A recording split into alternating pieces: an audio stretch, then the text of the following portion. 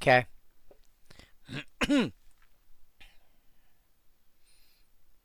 Give me a moment.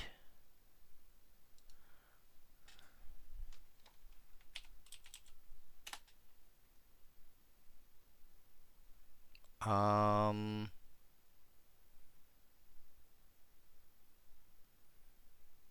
Actually, no. I'm not going to do that there. I will do that here.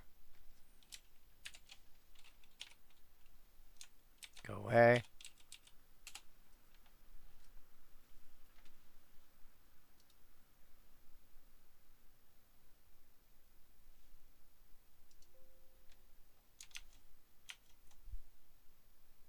Okay.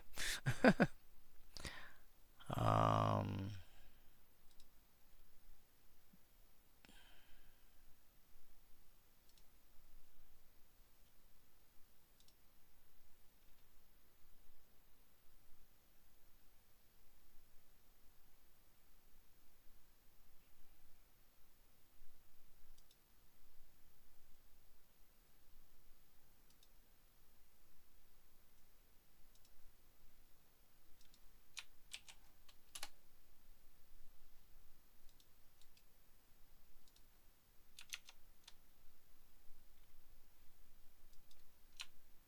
all right.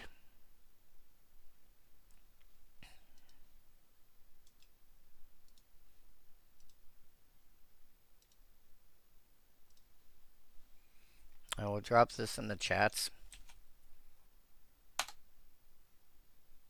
That should work.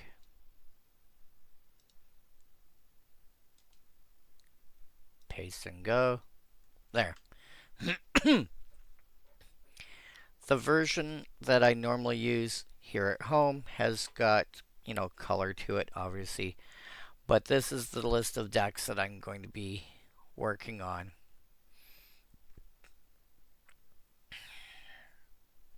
And some of these I've already got done. For example,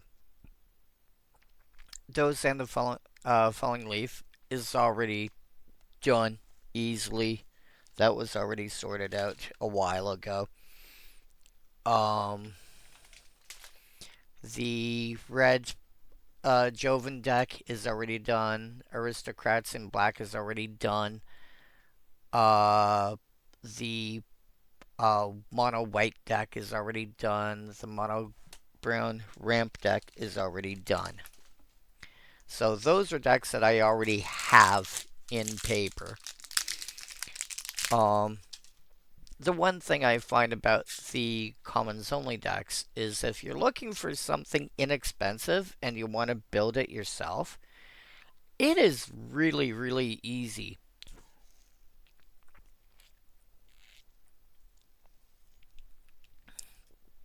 Pardon me. It is really, really easy. If you want to get into if you want to get into Commander and you don't have a lot of money to spend, just throwing an additional restriction like, all commons, or as Tomer from what's it called? MTG Goldfish does. He does budget Commander. He commonly builds decks with, assuming a $100 budget. So either one would work. If at some point somebody out there wants to turn around and go, hey, we haven't seen you do anything off of this deck lately. Collie of the Vast is a deck I already had. I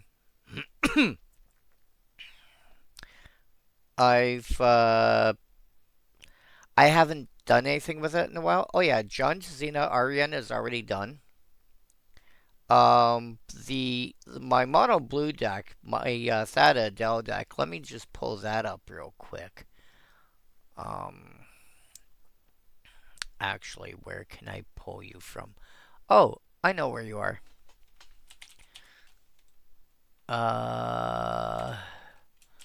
Blue, but not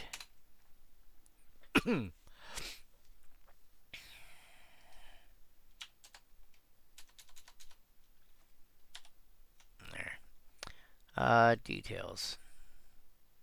Where we can go the visual spoiler. I've already sketched out how I want this deck built, roughly. And a lot of the times if there's a deck that I'm working on and I want to remember where, you know, what do I have to pick up for it or this or that or whatever else. Um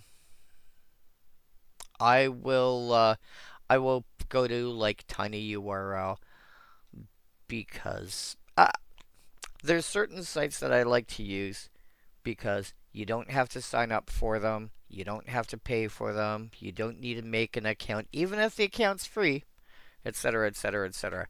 Deck Stats is one of those, which is why I like using it as much as I do. Tiny URL, same thing. You just turn around and say, hey, here's this link. Plug it in. You can tell you want to use a certain thing for the URL. You're all good. And so this is the list of what my intention for it. This very much tries to be a deck that digs lands out and ramps the way a green deck does. And it just has... It has other ideas. These 14 snow-covered lands, they're all placeholders. 4 of them were going to be spells, and then the other 10 are lands, and I just haven't figured out which specific ones. But, as for putting it together, let's see here. It starts... So the cards I've definitely picked up for it that are on that list. Well, we'll start at the bottom here. I don't know if... the camera's over there. So, there's the Soul Ring, Ever-Flowing Chalice. Yavimaya, actually, I just recently picked that one up.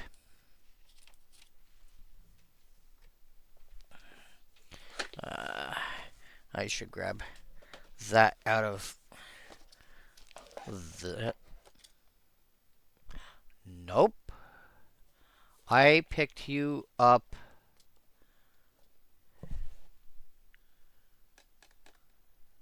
Where did I pick you up?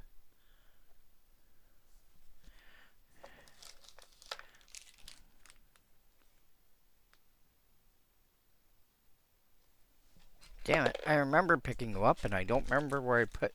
Oh, unless... No. There's my Yavimaya. So, Soul Ring, Ever-Flowing Chalice, Yavimaya.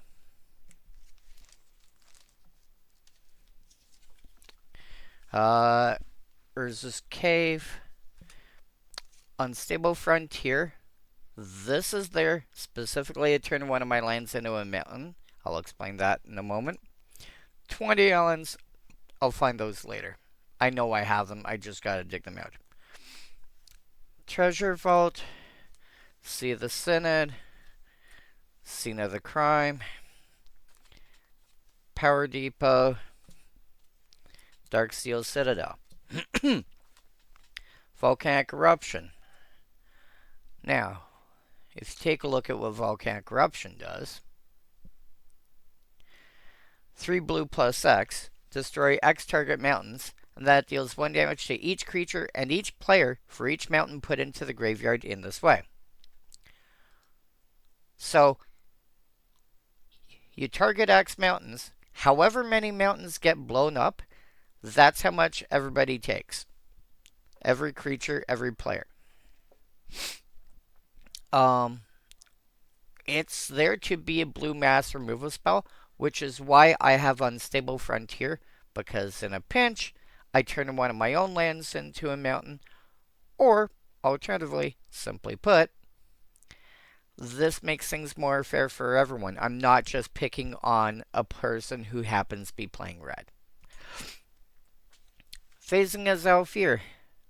Chapter 3 turns into a Wrath of God effect in blue. Curse of the Swine. Targeted mass removal. Blows up a bunch of creatures and turns them into 2/2s. I've got 8 landfall cards. There's my eel. Uh,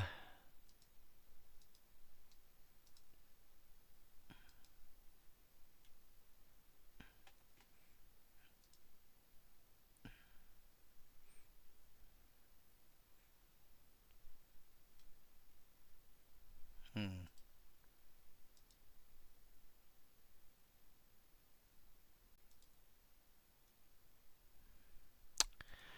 Alright.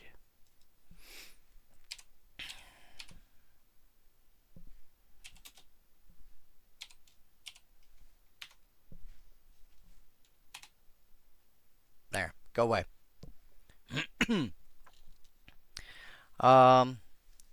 Right. Wind Reader Eel. 2/2 with flying. Land hits the graveyard. It gets bigger till end of turn. Wavewing Elemental. 3/4 flyer. Gets bigger till end of turn. Trench Behemoth. Essentially has landfall.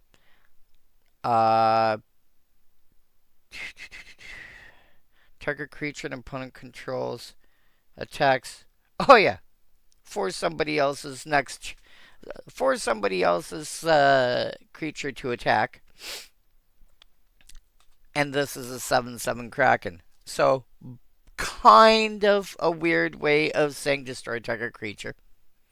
Tiller Engine, I've had trouble pinning down, so I haven't got that yet.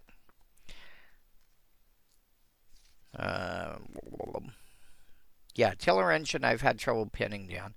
But there's always places like TCG Player and face-to-face games and whatever. I'll get that there eventually. Skyclave Squid. 3/3 for 3/2 a defender that can attack if I had a land hunter. It's okay. Shoal Serpent. 5/5 with defenders that landfall can attack. It's better. Cosima, God of the Voyage. This I can exile, and then while it's in exile, it grows when I have lands enter. And I can eventually turn around and say, okay, you're going to come back now. And however many +1 counters it got while it was in exile, I get to draw that many cards. Adventuring Gear. Equip creature gets bigger till end of turn.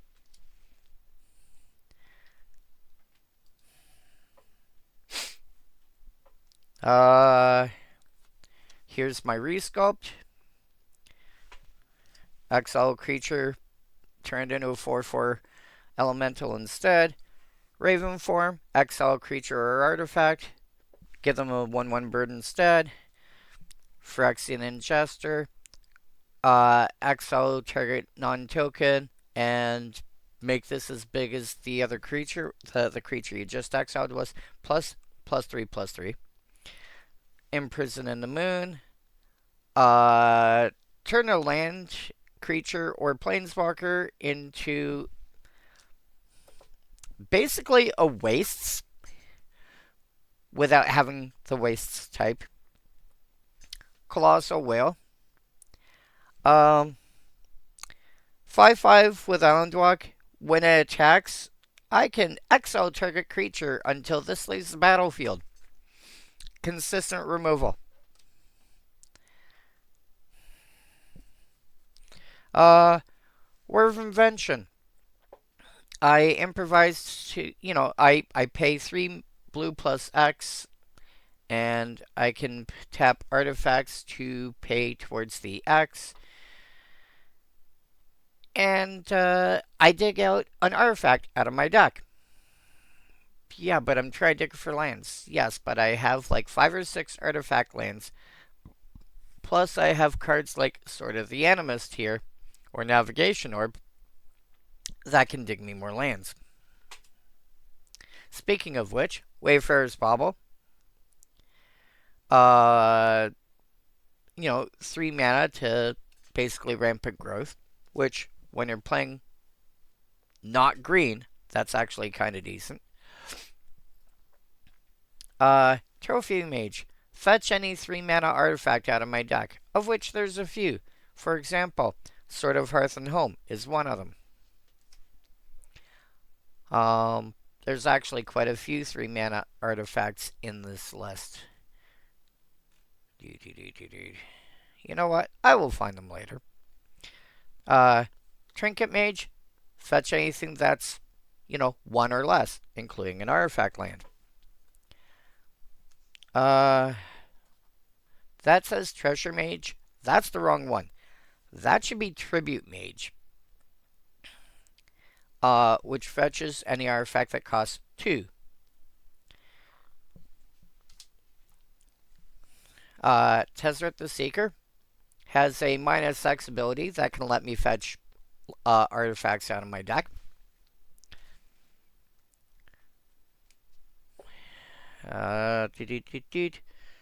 Sword of the Animist. Here's one of the 2 mana artifacts. When a quick creature attacks, I can search for a basic land, put it in play, tap, and shuffle.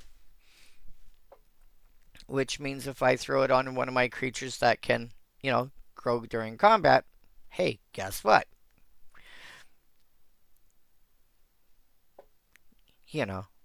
It's going to grow during combat.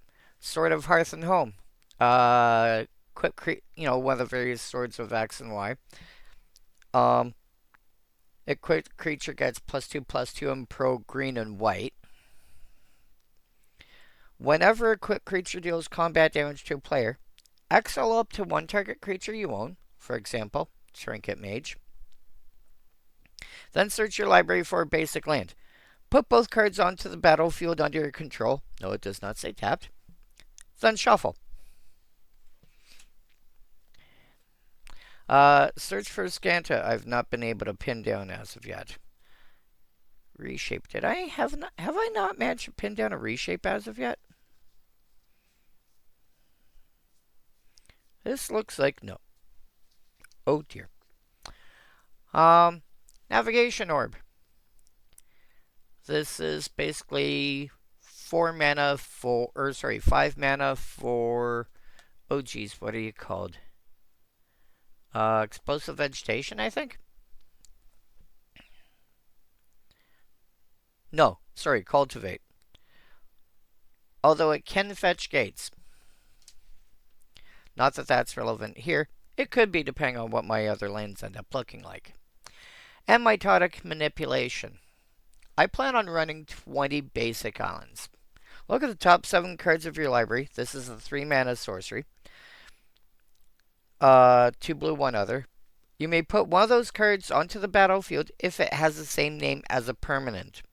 Put the rest on the bottom of your library in any order, which should not be unreasonable. Ritual/storage. The Bath Song. Its last chapter says add 2 blue.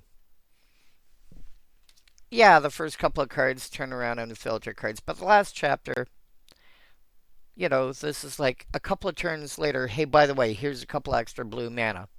So I pay 4 mana now, which means I should have access to that 4 mana. So this will ramp me from 4 to 6, probably 7 during that turn.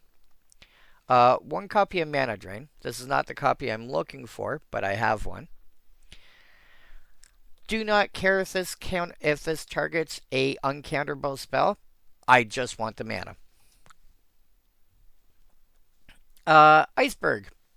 One of the random old school cards that's really fun for a deck like that. Nobody knows of this. So it's 2 blue plus X. Comes in play with X ice counters on it. You pay 3 to put an ice counter on it. And then basically at any time you can remove an ice counter for colorless mana. So it's kind of like the precursor to Gemstone Array. High Tide, 1 blue, instant. Till end of turn, all my islands tap for an extra blue. Drain Power, 2 blue, sorcery.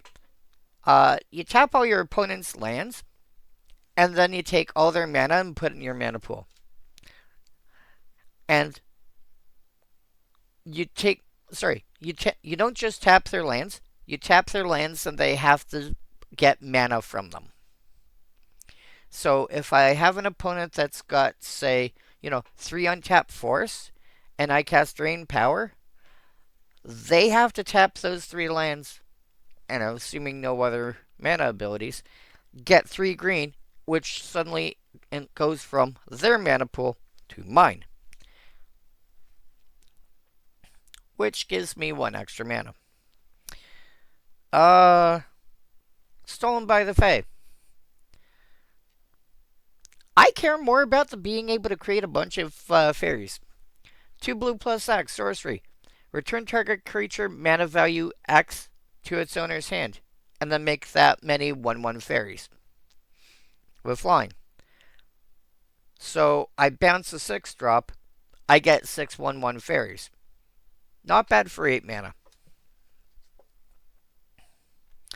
Oh yes, Shark Typhoon, also known as Sharknado.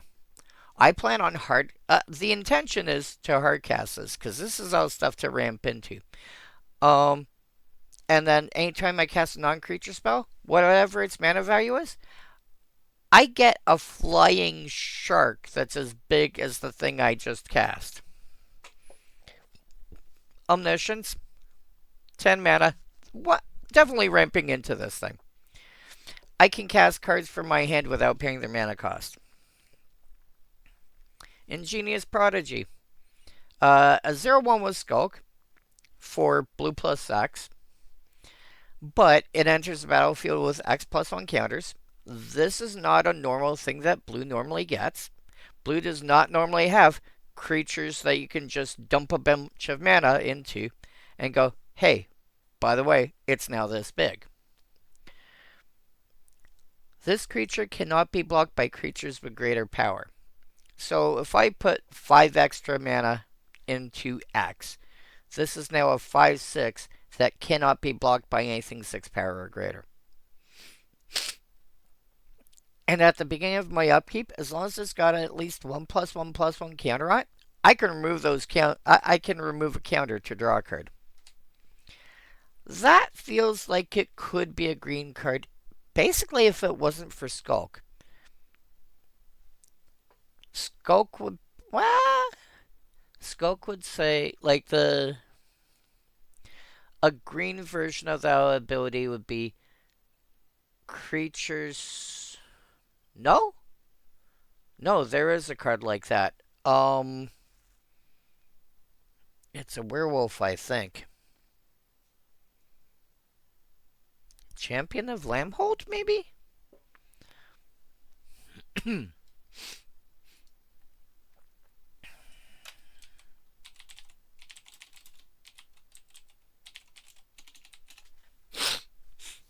Creatures with power less than this power can't block creatures you control. Yeah. So, creatures that are smaller than that can't block it. This is creatures that are bigger than it can't block it. So, same idea from the opposite direction. Gadwick the Wizard. Again, an X-Spell creature. But like this is one I'm more on the fence about this one, but it is an X-Spell creature. But it's 3 blue plus X. You only get a 3/3 out of it. The X does not affect its size at all.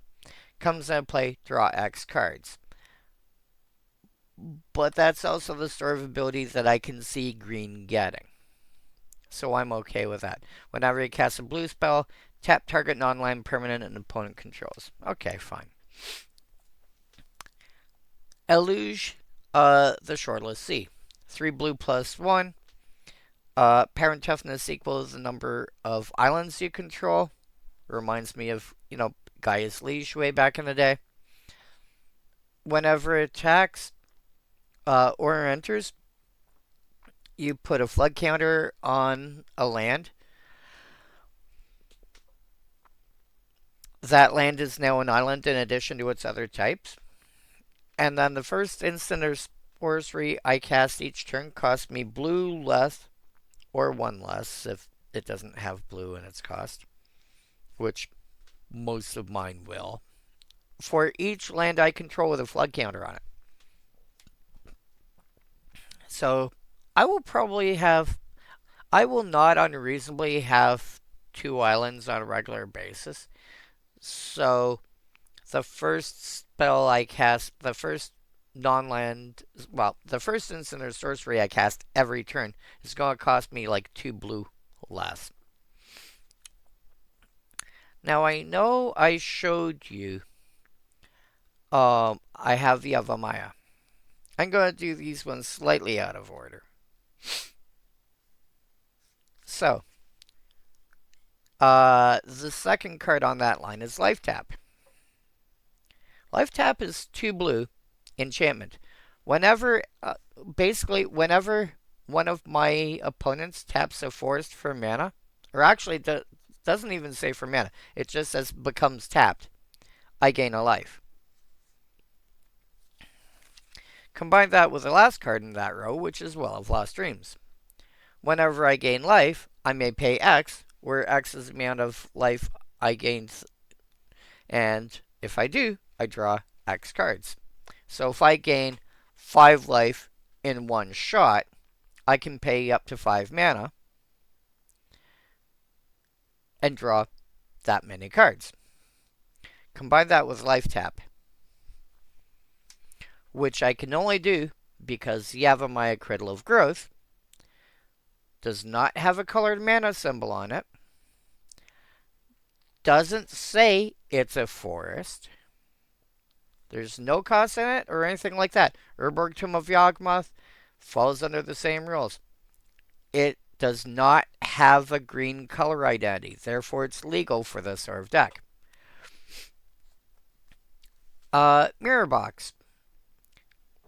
Remember way back I showed you what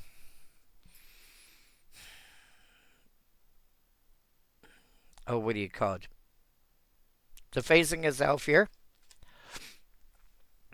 Its last chapter turns around and blows up all creatures. But it then replaces those creatures. Where are we here?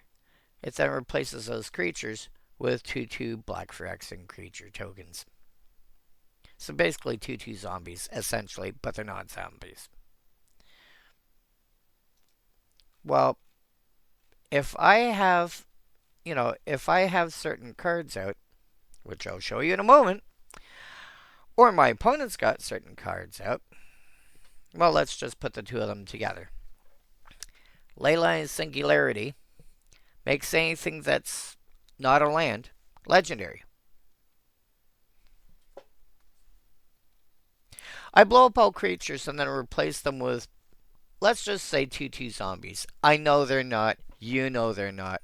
We're calling them that to make things simpler for the explanation. If I blow up 12 creatures on one person's side of the board, and I have Leyline Singularity out, they would have 12 zombie tokens for just a moment, and then have to sack 11 of them due to the legend rule. Mirror Box, on the other hand, turns around and says, the legend rule does not apply to permanents I control. Each legendary creature I control gets +1/+1. Each non-token creature you control gets +1/+1 for each other creature with the same name as that creature. The last ability is rarely going to make a difference in this deck. But the other ones, I'm going to have, I blow up 6 of my creatures. Cool. I've got 6 zombies. Okay, yes, they're fractions, whatever. They're 2/2s. But now they're going to be 3/3s instead of 2/2s. And they're not going to all go pop because the mirror box says otherwise. And then the last stack of cards here. Your typical rampy boys. Solemn Simulacrum comes into play, fetches land out of your deck, puts in play. Silver Mirror. 2 mana creature, taps for blue. Sea Square. Old card from Mirage. 2 mana for a 1/1. Taps for colorless, or tap 1 and tap it for blue. Scampering Surveyor. Slightly bigger than Solemn Simulacrum for the same cost. Does not have a card draw ability, but can search for a basic land or a cave and put in play tapped. Pilla-Palla. Pay 2 and untap it to make 1 mana of any color. Ornithopter of Paradise. 0/2 flyer, tap for any color. Grand Architect. Which can take my blue creatures and have them tap for 2 mana. This can actually combo with Pilla-Palla.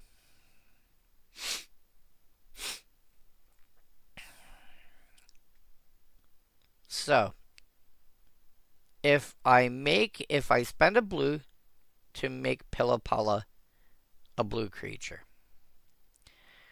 Grand Architect then says, tap an untapped blue creature you control. Add 2, spend only to cast artifact spells or activate abilities of artifacts. Most abilities that generate mana are activated abilities. Tapping a land for mana is an activated ability. So, I tap Pilla-Palla. Let me just pull it out here.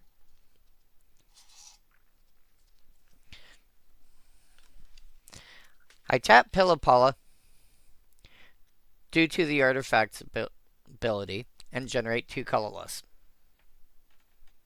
I then use the 2 colorless and the untap ability of Pilla-Palla to make a blue. I then tap Pilla-Palla again to make 2 colorless. Pay 2 and untap it to make a blue. Every time I do this, I make another blue mana. I have a 2-card infinite blue mana combo. Yes, that odd little symbol right there.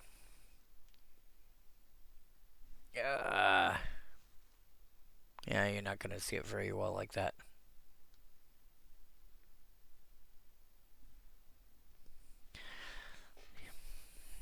It'll be easier to see on here. There. Right here. That's an untap symbol. Normally you tap creatures or artifacts or whatever to pay a cost. This says to do the opposite. You untap it. You can only do that if it's already tapped to an effect. Which in this case, it will be. Where'd I leave off? Oh yeah, Grand Architect. Dreamscape Artist. Basically a spell shaper for rampant growth, but it's in blue. Deranged Assistant. 2 mana for a 1/1. Tap middle card. Add colorless.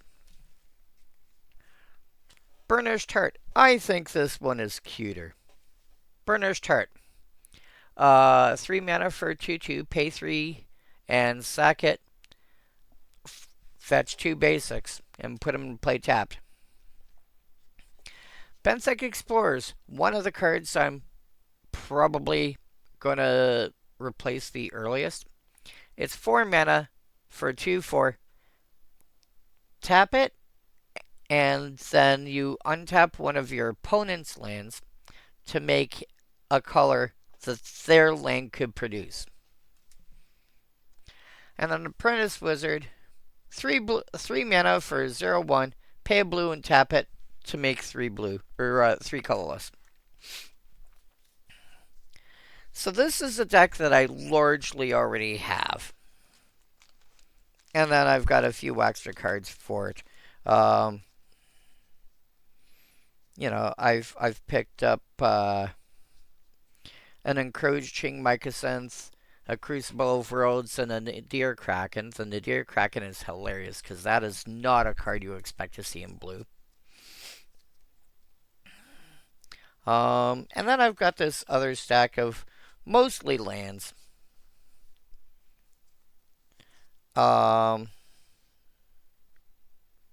yeah, a few extra cards I am gonna put in there that are not on this list.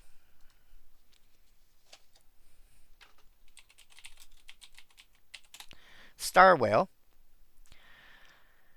8 mana for an 8/8 Flying Vigilance. Other creatures I control have Ward 2, and then I can suspend it for 6 turns by paying 2 blue, which suspend basically means every upkeep I remove a counter. When I remove the last counter, I can cast it without paying its mana cost.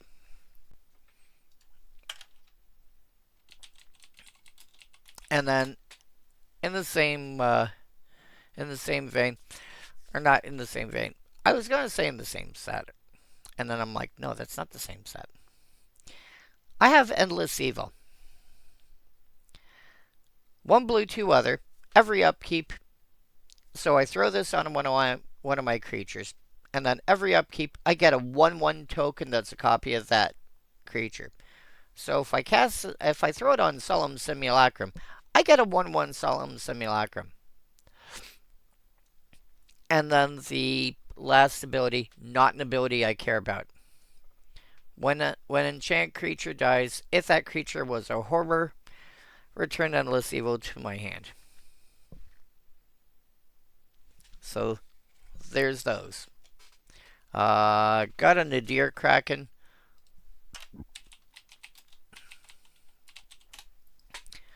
Two blue plus 1 for a 2/3. Whenever I draw a card, I can pay 1. If I do, put a +1 calendar on the Nadir Kraken and make a 1/1 blue tentacle. So, as I said, these are not just decks that I am theory crafting. These are decks that I am actually building.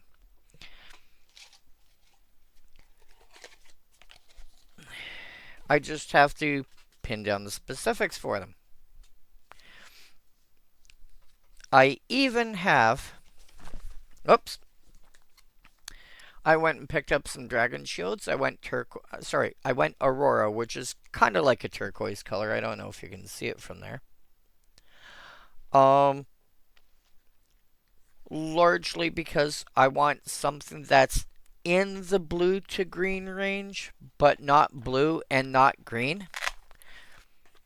So something that's in between.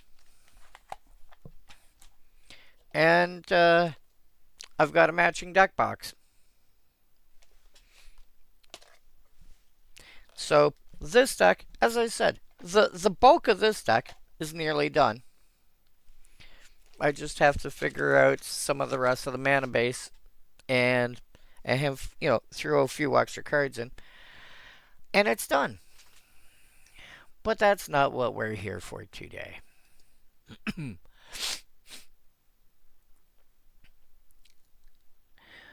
Oops. Yeah, I can kill that. We're not here for that today. We are here to play with Lynde. Alright. So the first thing that we need to do, Lynde is Grixis, I believe.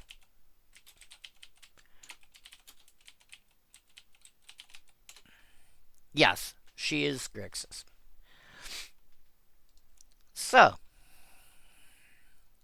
uh, because there's so little difference between vintage and EDH in terms of legality, realistically, except for some really expensive broken cards, like Ancestral Recall and Time Walk and the Moxen and whatever. And, oops. Apart from that, and like the fact that Commander allows attractions and stickers, and Vintage doesn't, and stickers and attractions are not a thing that I am interested in, and that is up for you guys to debate amongst yourselves. You want to play with them? Go ahead. I'm not going to say no. I'm just saying they're not a thing for me. Anyway,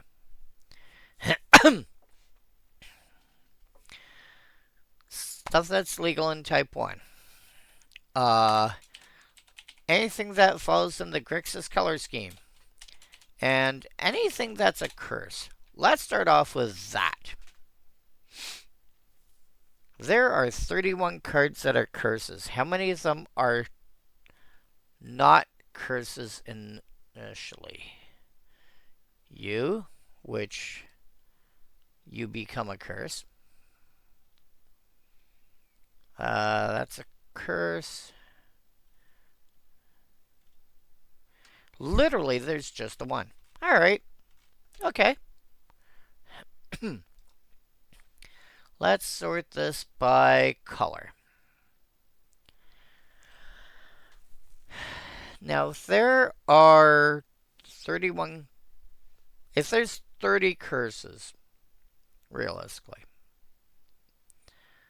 Oh, wow. Some of these cards are curses that I did not realize are curses. Fraying Sandy, I did not realize it was a curse. That's hilarious. Alright, let's see what there is. Curse of Echoes.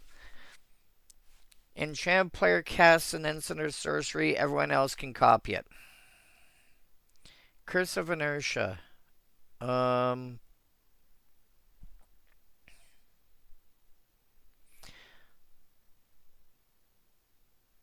When somebody attacks the opposing when somebody attacks a cursed player, the attacking player can untap permanents. Interesting. Not sold I want it here, but I might actually want it for Splinter Twin, which is hilarious. I hadn't thought about that. Curse of Surveillance.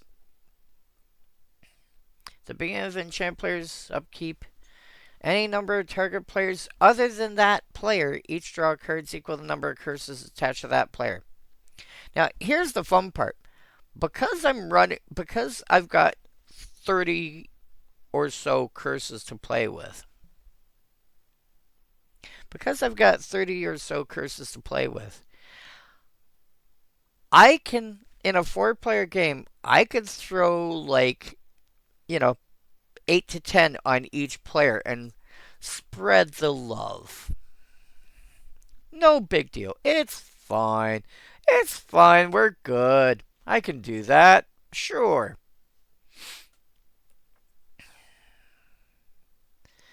Wow. That's going to be a lot of card drawing. And it targets the players.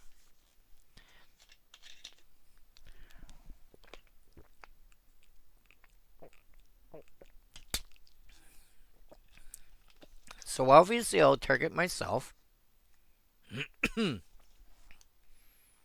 Oh. Oh. Oh, that's hilarious. You could target yourself with it. and use that as a way to mill out your opponents. That's funny. Curse of the Bloody Tomb.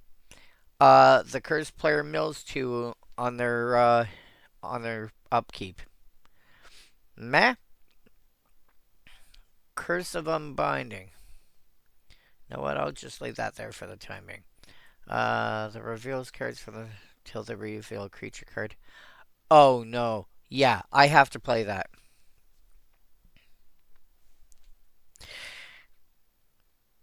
I curse you. At the beginning of your upkeep, you are going to mill until you hit a creature card. I get that creature. The rest of those cards guess what? They're going into your graveyard. Curse of Verbosity. Whenever enchant player is attacked, you draw a card. Each opponent attacking that player does the same. Each opponent attacking that player. Is it each of your opponents?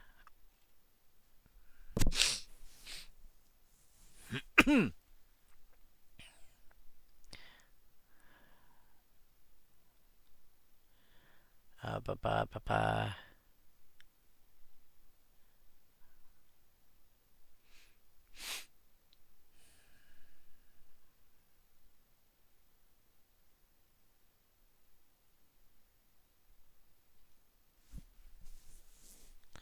The trigger ability. If you enchant yourself with one of these. You know what? I'm gonna have to double check that.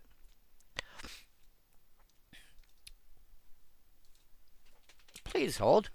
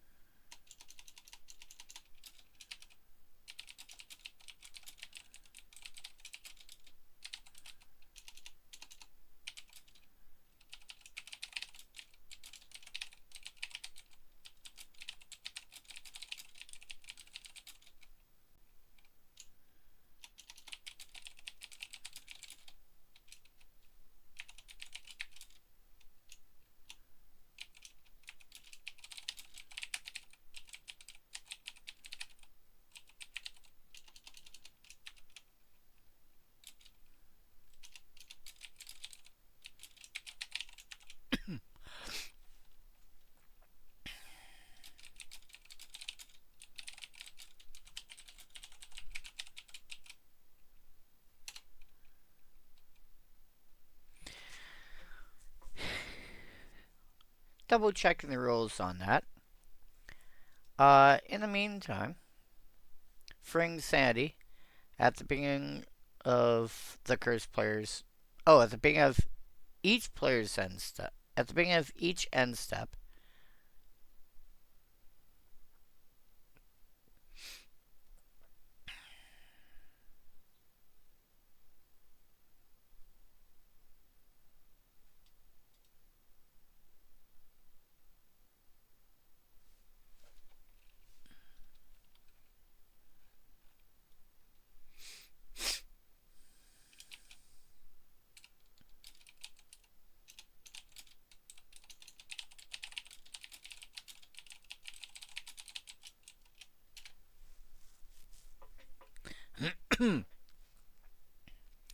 uh, sorry, somebody already responded. I have a chat room I go to for that.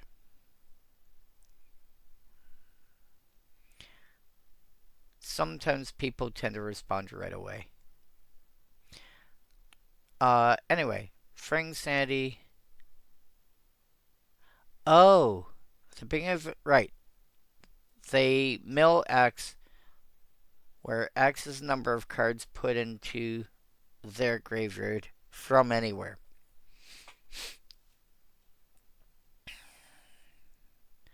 Uh, a Cursed Witch. Spells your opponents cast that target it cost 1 less to cast. But when it dies, it comes back transformed. Spells you cast that target enchanted player.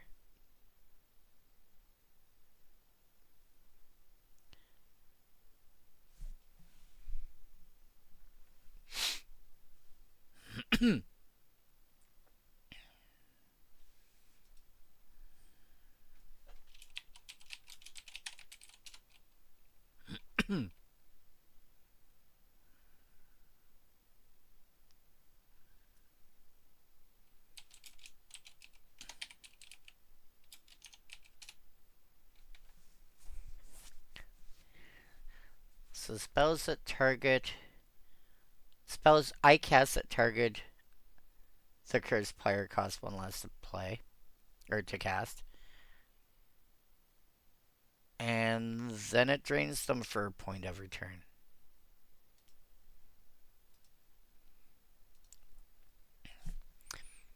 Alright. And I did get an answer back. It never hurts to be sure.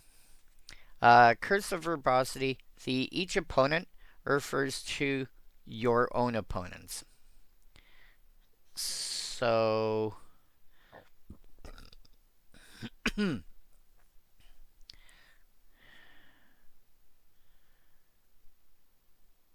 So if I target myself with it, I draw a card and everybody else draws a card. If I target you with it, I draw a card, the other guys draw a card, you don't. That's the short version of how that works. Cruel Reality. At the beginning of... Oh. That's like Tormenta Hailfire. Every upkeep. Oof. Every upkeep, they have to sack a creature or planeswalker. If they can't, they take 5. Curse of Death's Hold. All their creatures get -1/-1. Curse of Disturbance is basically like Curse of Verbosity, except making zombies instead. Curse of Fool's Wisdom. Whenever they draw, they take 2 and you gain 2. And it's got Madness, which is adorable. Curse of Leeches. As this transforms into Curse of Leeches, attach it to a player. At the beginning of enchant player's upkeep, you drain them for 1. They bound. Oh, when it becomes... Oh, that's adorable.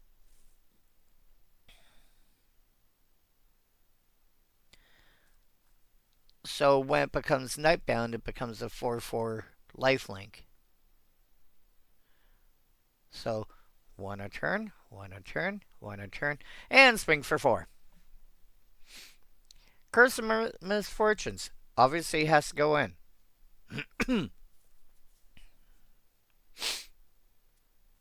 At the on my upkeep, I search for a card. I search for a curse that's not already attached to somebody, or to. Wow, you're a dollar rare. Oh look, you don't have this curse attached to you. Thunk.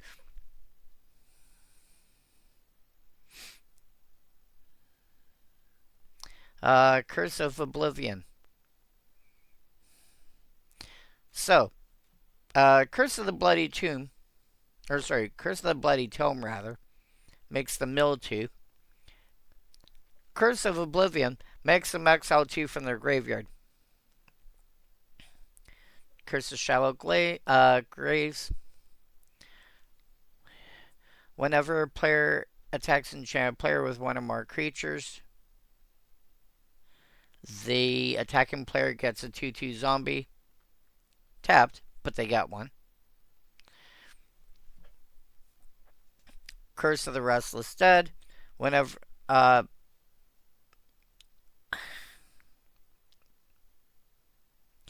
you get a bonus based on them landfalling. They landfall, you get a 2/2 decayed zombie. That's adorable. Curse of Thirst. On their upkeep, they take damage equal to the number of curses attached to them. Curse of Vengeance. Oh, okay. So Curse of Vengeance just gets bigger, just gets counters every turn. Basically, whenever the cursed player casts a spell, it gets a counter.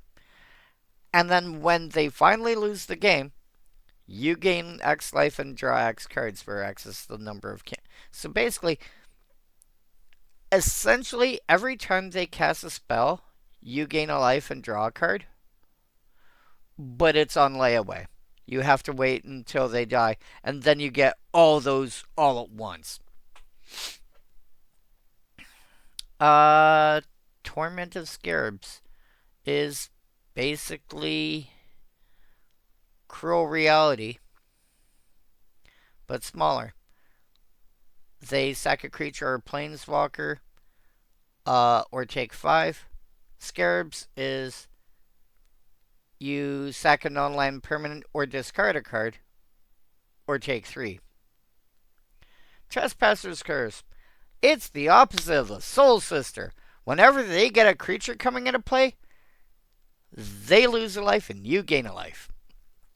Curse of Bloodletting. Damage dealt to cursed player is doubled. Curse of Chaos. Whenever a player attacks an enchant player with one or more creatures, the attacking player gets to pitch a card and draw a card. Curse of Hospitality. Stuff attacking the cursed player has trample. Whenever a creature deals combat damage to an enchanted player,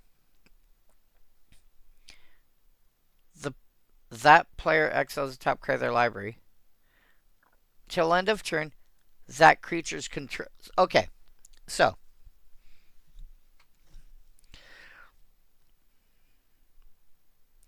I've cursed you. My creatures have trample because of Curse of Hospitality. If any of them deal combat damage to you, you exile the top card of your deck. I get to play it till end of turn.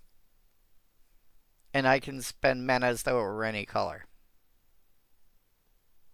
If it's not cast, it's staying exiled. I get to do...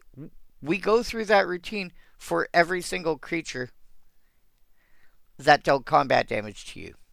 So if I attacked you with 6 creatures, and 4 of them got, 4 of them dealt even trample damage to you,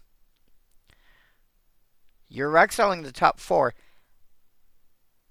and I can play any of them. And it uses the word play, which means I also get to play lands off the top of your deck. Oof. That's silly. Curse of Obsession. Oh yeah. Curse of Obsession is hilarious. At the beginning of the cursed player's upkeep, the beginning of their cursed player's draw step, they draw an extra 2 cards. At the end of their turn, they pitch their hand. Curse of Opulence. Whenever enchant player is attacked, so the same triggering as Curse of Verbosity,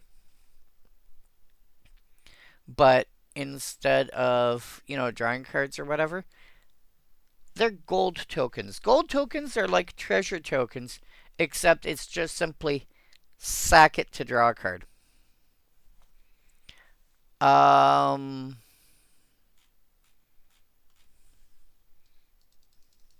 whoops. Treasure token. I think.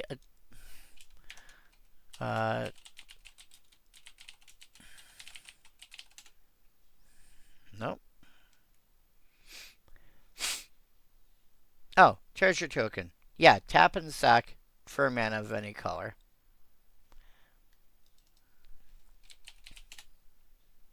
Gold is just sack it.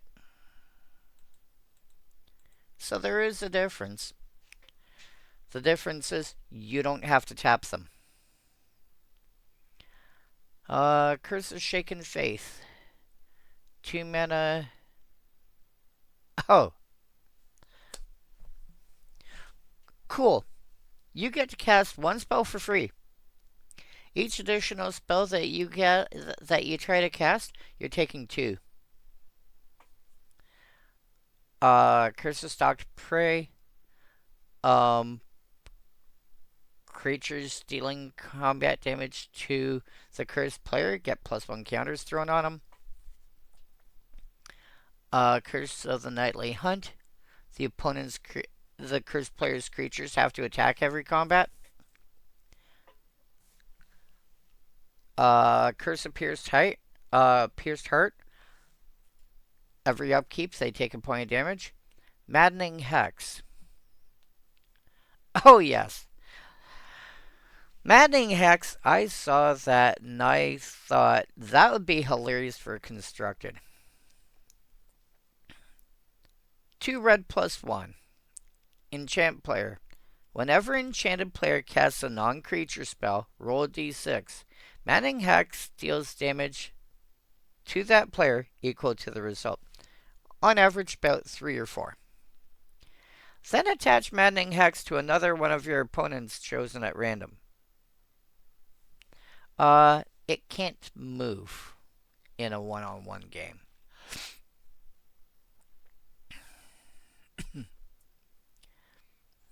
Yeah, if Maddening Hex is attached to your only opponent, it stays attached to that player as the ability resolves. Yeah. In 1v1, that's hilarious. Alright. So.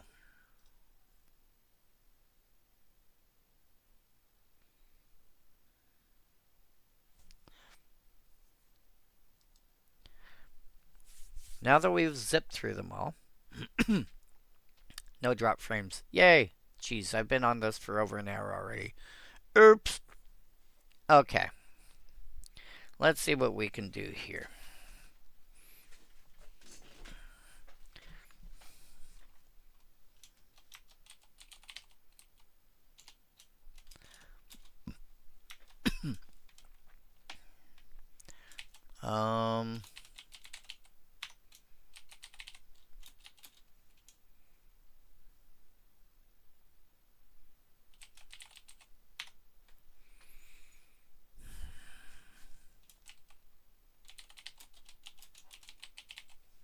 That looks like a good enough place to start.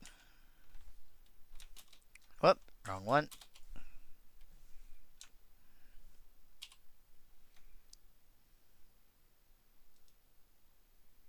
Okay.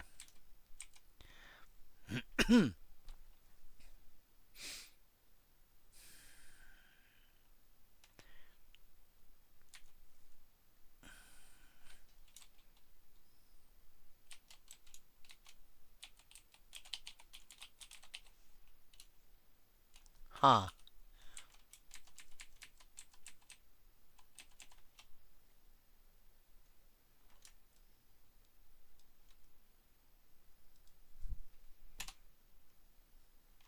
There. Whoops.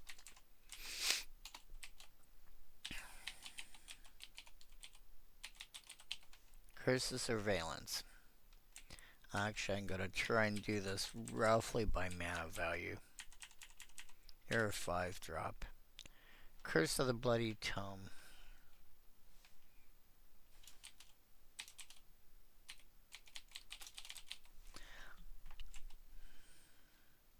Curse of Unbinding his bodies. Oops.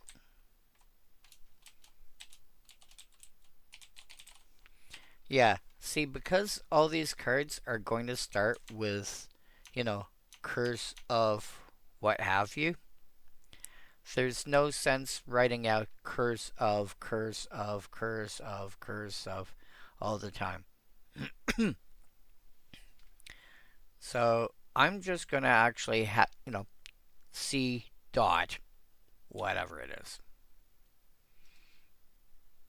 And that's going to make things a little faster, a little easier.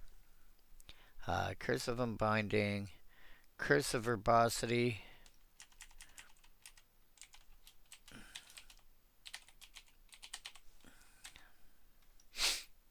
Fraying Sanity is also a 3-drop.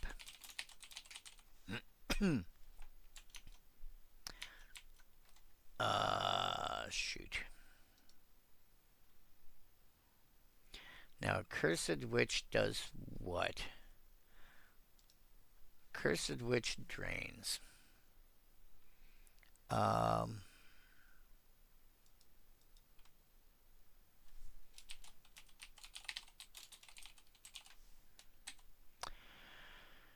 Cruel Reality burninates. Curse of Death's hold. I want to put you in, but I don't know what to put you under. Let's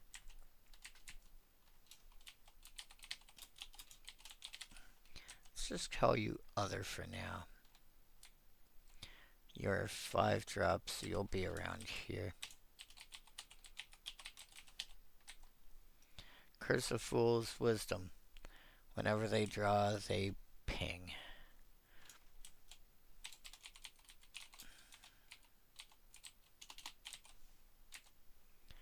I'm trying not to run them all. Whoops. I'm trying not to run them all.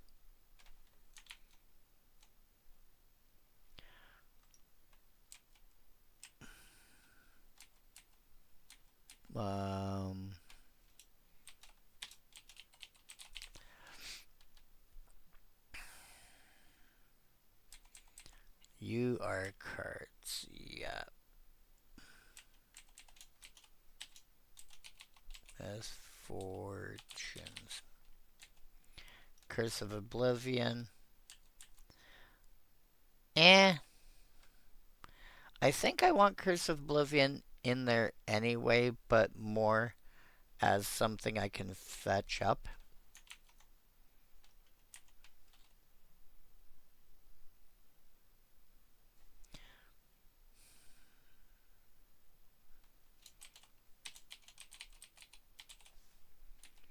Curse of Shallow Graves.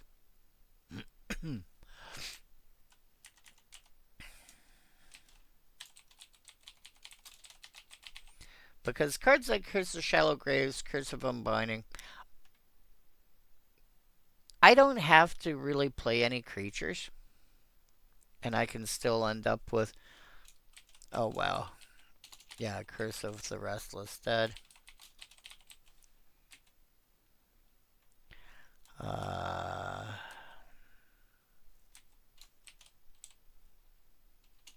Oops, Curse of Thirst.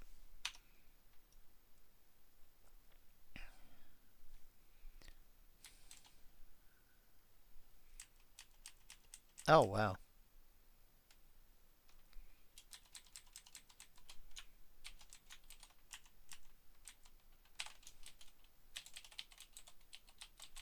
Curse of Vengeance. Torment of Scarabs is there to burninate.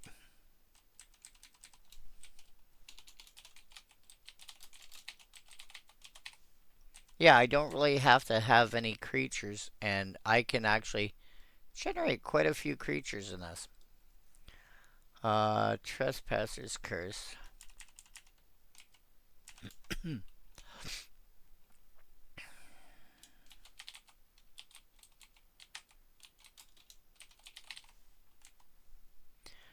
Curse of Bloodletting.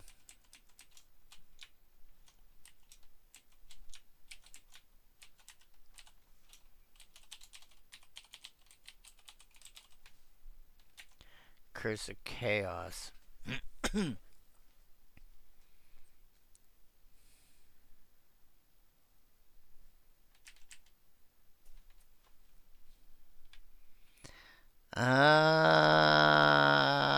Nah. I do, however, want Curse of Hospitality in there. Curse of Obsession.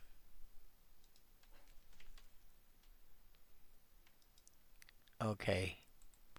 He's not who I thought he might have been the same guy that's in this one, but he's not.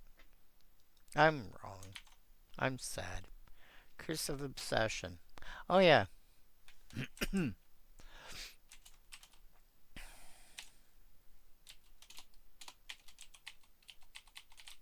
Curse of Obsession. Curse of Opulence.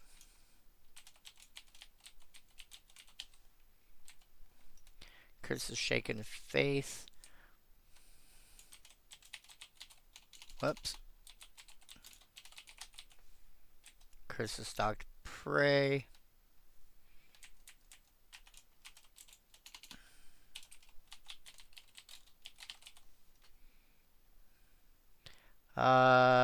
Nightly Hunt.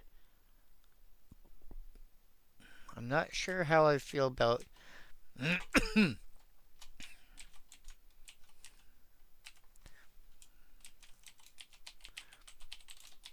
I'm not sure how I feel about Nightly Hunt.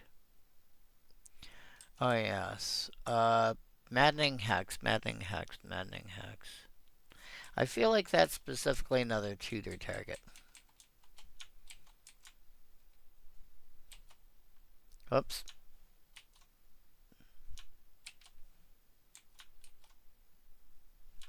Hack! Wow. There we go.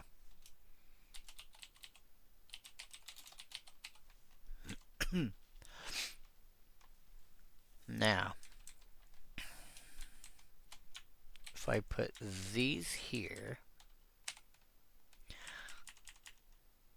Alright, so the ones that deal damage are gonna make you red, I think. Let's go that red. No.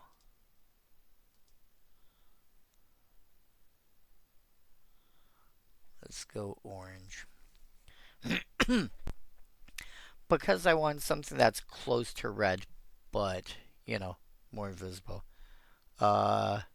This is card draw / mill.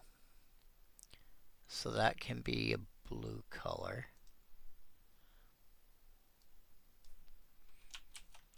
Bodies.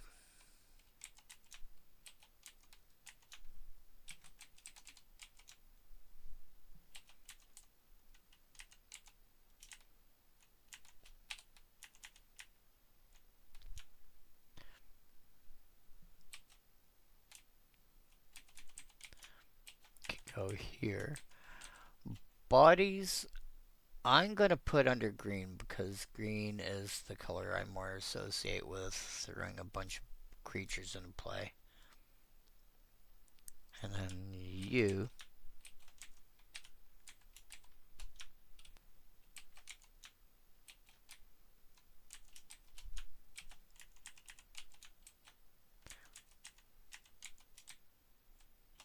Boop. Alright, so that's 26 of the 31 possible curses I could be playing. Now, what am I not running? And why? Echoes I don't really have a reason not to say no to. It's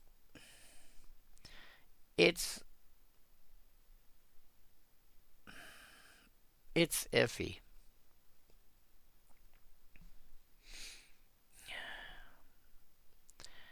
but it might be worth it anyway.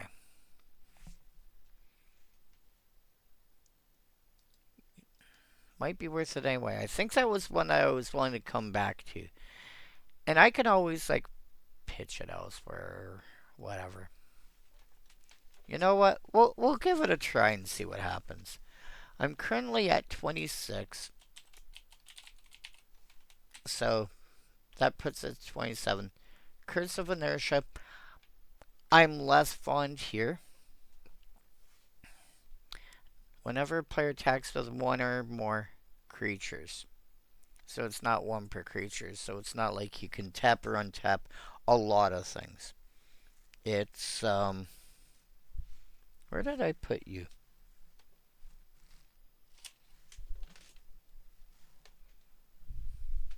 Wrong side.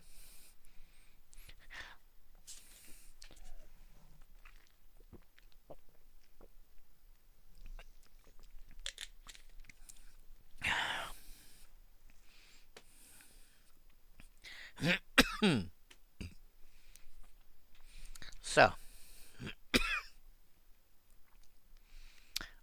Inertia, not fond of for this. Surveillance is in, I believe. Yeah, Bloody Tomb, Mills. I gotta keep. Here's the thing. Tomb ends in a B. It's where you bury dead bodies. Tome ends in an E. It's a book. Usually magic related, but not necessarily. Curse of Unbinding, I steal your stuff. Whoops. Curse of Verbosity, people draw. Frang's Sanity, you mill. Accursed Witch makes stuff cheaper to cast.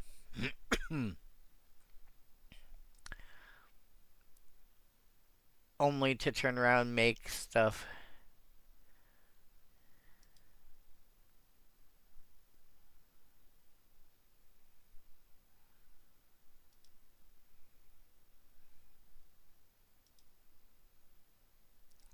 Huh.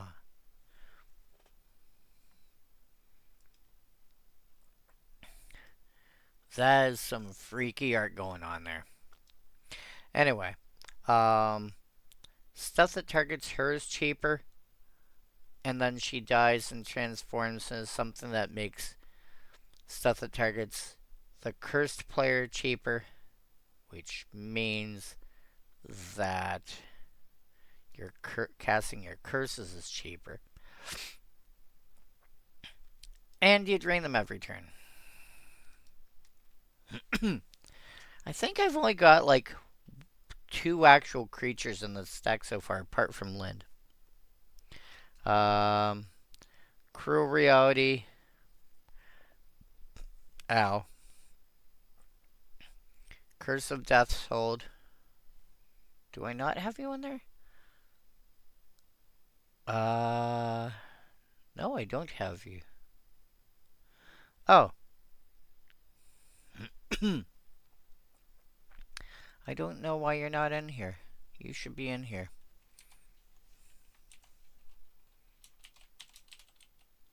I thought I put you in here.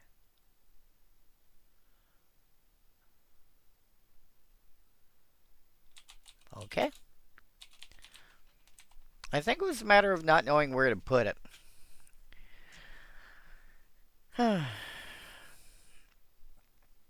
To be fair, if they're dealing, if their deck is based on, well, first of all, if their deck is based around things like Saprolings or Elves, a lot of their creatures are going to come into play dead. If it's based around dragons, a squad of 4/4s is suddenly a lot less scary than a squad of 5/5s.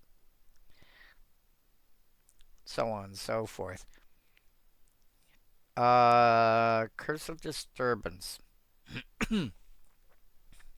Disturbance I've got in there. Fool's Wisdom I've got in there. Leeches is there to drain. Right? Yeah. Is there to drain. Misfortunes. Searches. You should be there under cards. Yes. Oblivion. I feel like Curse of... Oh no, I have Oblivion in there.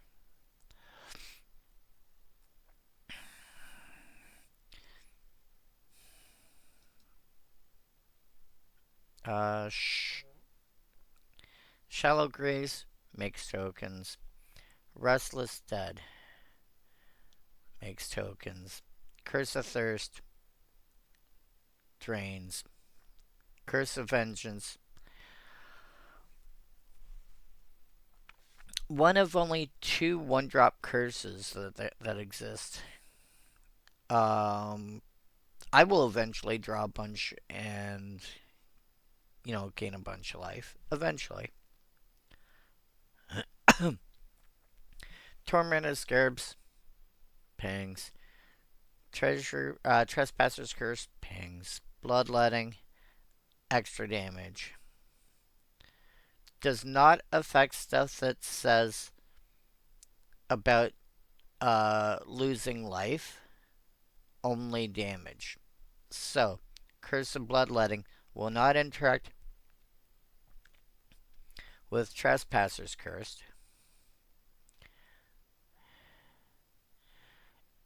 I don't believe it actually...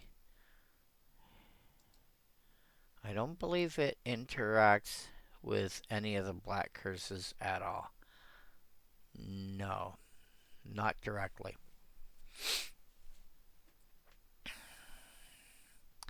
Curse of Chaos.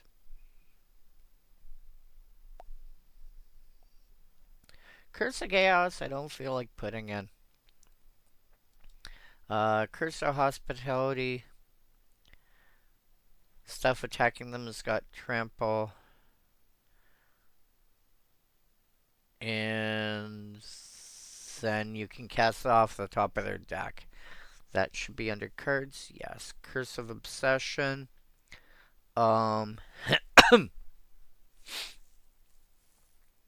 Is basically a funny...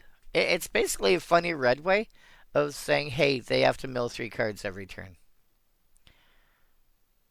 It's not quite that, but it's kind of along that line. Because there's the card they draw for turn, plus the 2 extra. Curse of Opulence, make gold. Curse of Shaken Faith, ping for extra spells. Curse of Stalk Prey.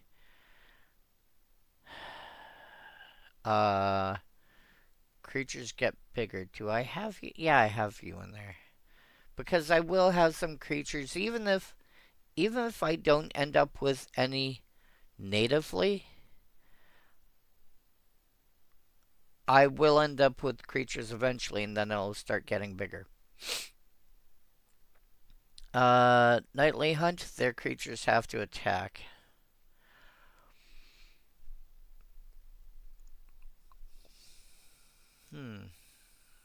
Still not sure how I feel about that one. But if there's 33... 1, 2, 3...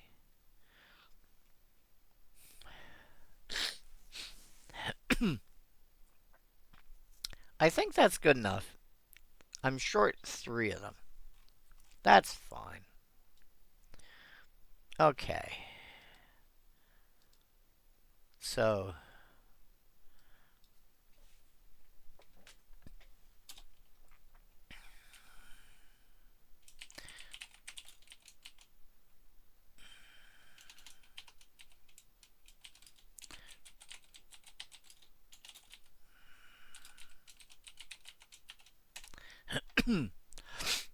ways to search up auras or enchantments.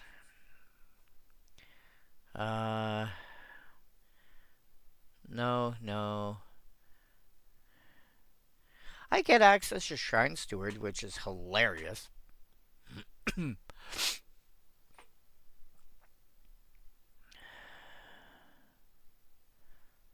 Oh, that's funny. Now she's Searcher in the Dark. 2 mana for a 2/2 with Menace. Whenever it deals combat damage to a player, you mill that many cards. Put a number of legendary and or enchantment cards from among them into your hand. If you manage not to, put a +1 counter on Nashi.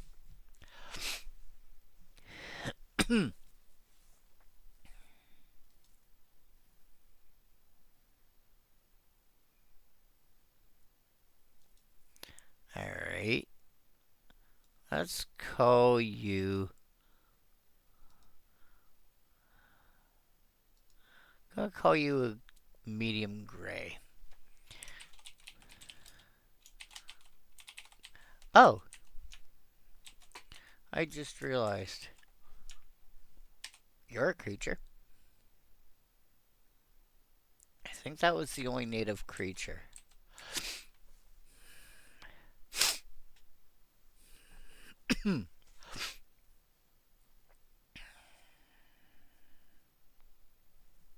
So Shrine Steward comes and play search for an aura or shrine. Alright. I want more ways to search up enchantments.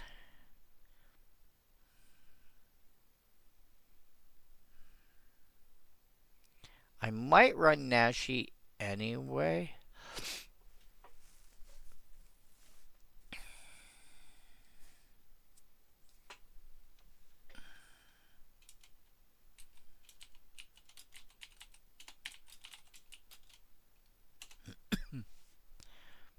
Meletus and Astronomer. Whenever you cast a spell that targets it.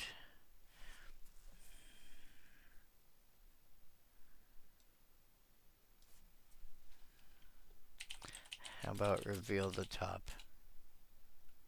Arbiter at the ideal. Whenever it becomes untapped, if it's an artifact, creature, or land card. Damn it. Alright.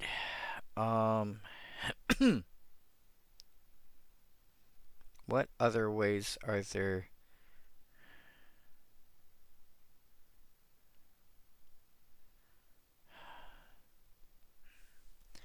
Alright.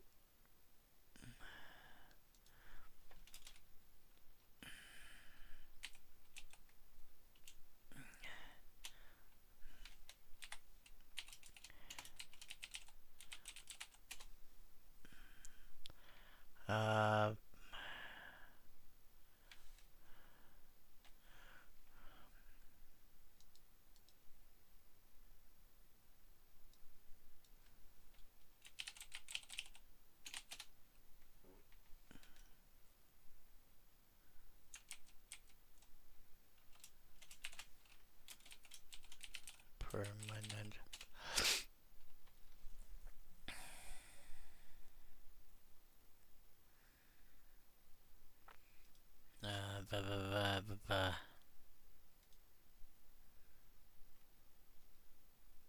Oh, right.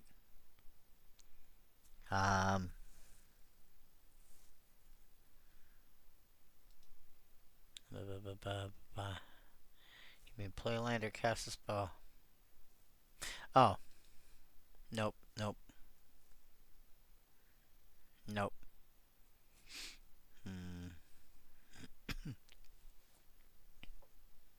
Nope.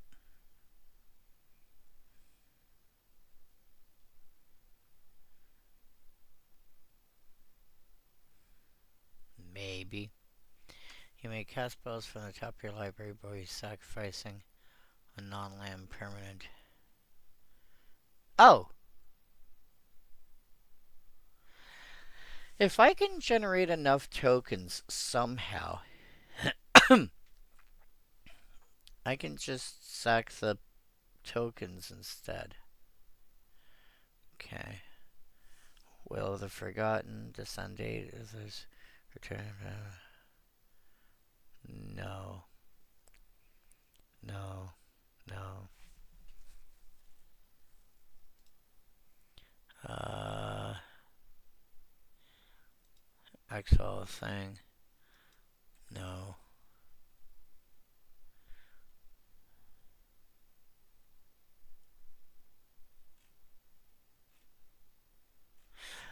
All right.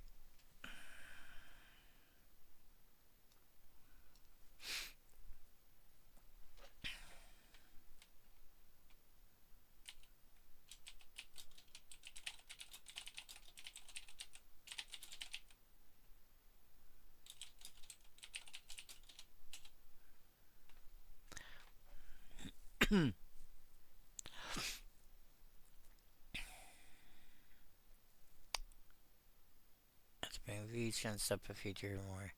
6. Yada yada yada. Long-term plans, I think, does not get enough attention. Hilariously, the list printing costs more than the, this is a $5 printing. This is a $3 printing. Oh, it's an instant. You know how, I mean,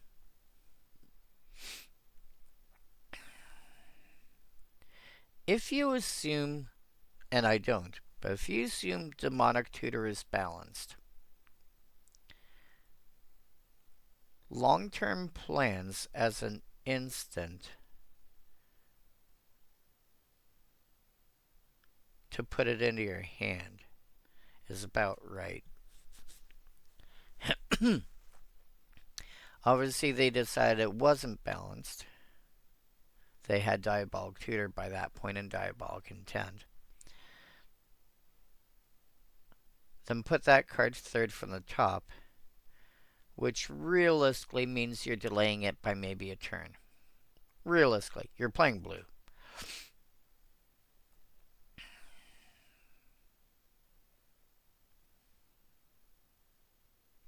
I think that's still really strong.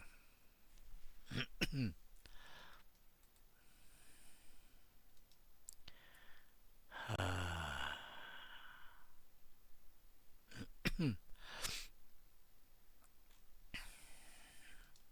know what? Let's roll out anything that says named. Actually, let's roll out anything that says name. There. I think I want long-term plans in here. Because I think that's a lot better than most people realize.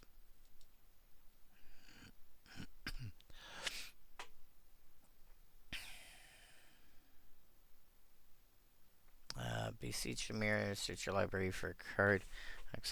Oh yeah, that one. Beseech the queen is the one I'm thinking of.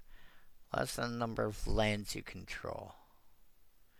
The most expensive card I think I have in this list so far is 7. Hilariously, you can cast this for 6 mana and not bother with any black mana whatsoever. I think by the time I want to cast this, I've probably got 4 lands in play. Which would be 2 black, 2 blue.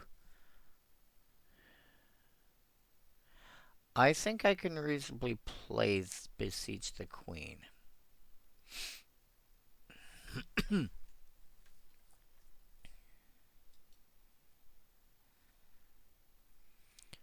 Coveted price, I don't think is going to go in here. Cruel Tutor. Are there any actual reasonable price for it? Actually, the original printing is not stupid expensive. It's a lot. It's just not stupid expensive. It's like 40 Canadian. And you look the exact same, don't you? Yeah, you look the exact same. And that's what I get for clicking on. Put in your graveyard. Dark Petition. Demonic Bargain. Demonic Collusion. Demonic Collusion is hilarious.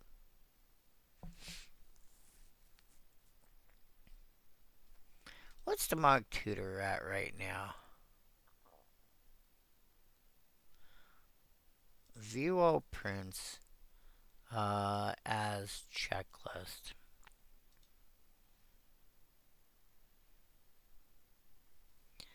The list printing is still the least expensive one. And that's from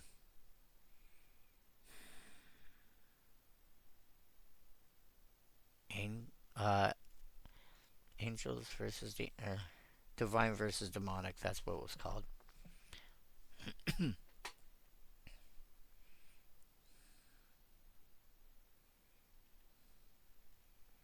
of course, apart from like alpha and beta and stuff. Oh, that's a Judge promo.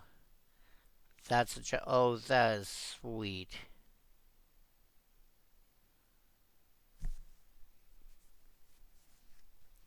Oh, that is sad and sweet.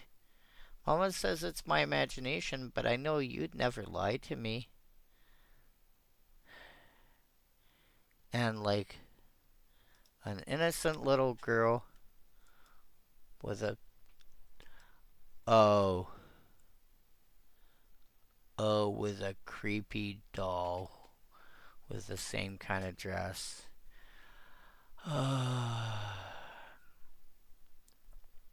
Yeah. It is easy to get a demonic tutor at $100 plus. Jeepers H. Alright. Yeah. Yeah, not getting one of them anytime soon. And Diabolic Intent is, oh my god, a lot cheaper. I just need to have a creature in play first. But Diabolic Intent is something I want for elsewhere. Diabolic Tutor, maybe. Graveyard. Oh!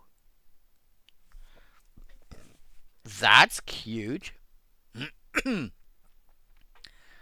tutor up a card with mana value up to your devotion of black.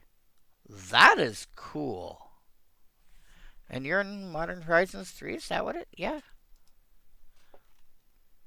That's neat. What's this one? Oh, bordered. Okay. I just might have a copy of that floating around. Grim Tutor used to be expensive AF. It's come down a bunch. Oh, that is wicked. Oh, I like that. The cheapest version, and it's like, I want that one. Search for a card, Excel face down. Illicit shipment. Illicit shipment is cool.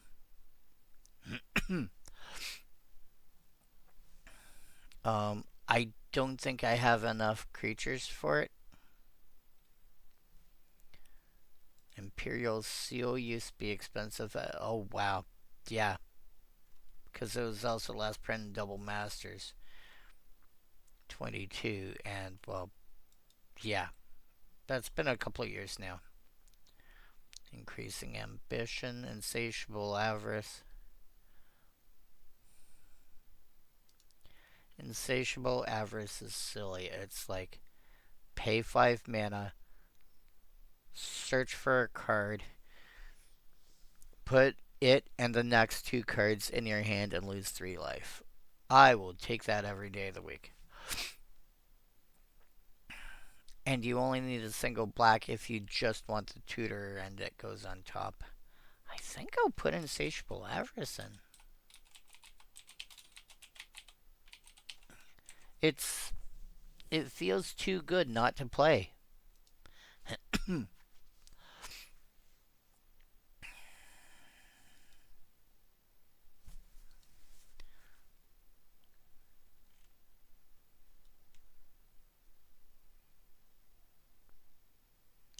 What are they?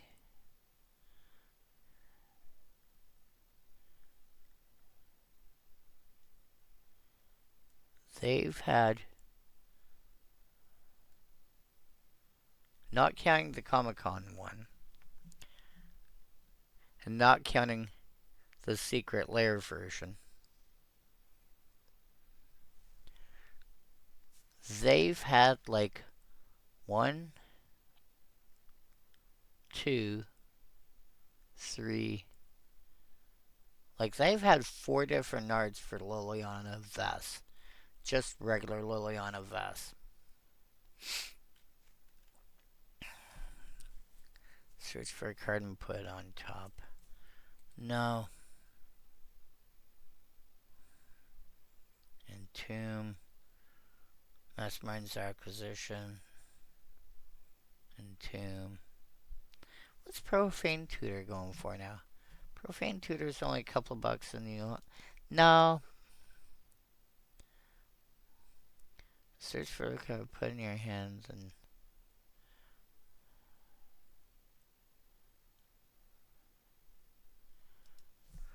I don't think I have enough creatures to run Razaketh, but I only need a couple to make it work well.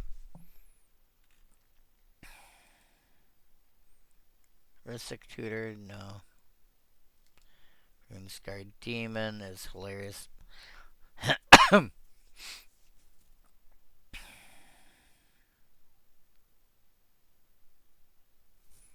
It's like $4 for thereabouts for all of them, except like Foundations, which drops to like, you know, if you're paying $1, you're paying too much. Although keep in mind when I say things like if you're paying $1, you're paying too much. If you're going to your local gaming store and their minimum price for the card is $1, that's a different, like for rares, certain mythics is $1. That's a different story. I have no problem. I went to one of my local game stores the other day after I got home from work because they were, I do overnights, and they were nice enough to open a little early. Not a lot, but a little early for me on my way home. And I picked up a stack of cards. Oh, by the way, I now have a Thada Adele for my deck, which is, she's the general for this thing.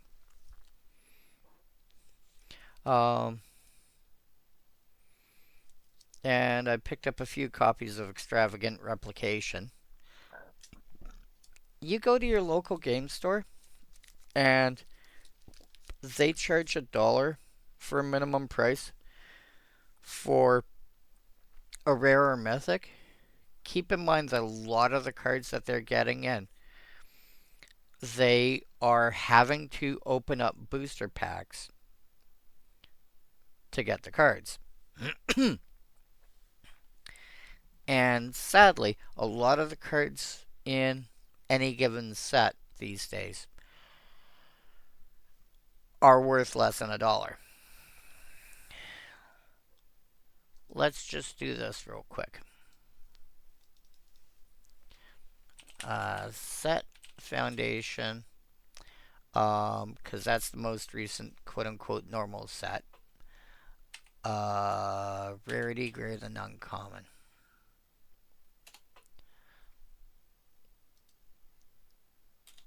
Oh yeah.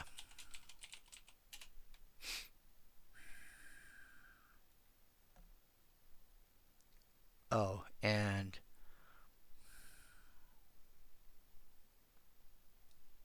damn it. You know what? Let's just do this real quick.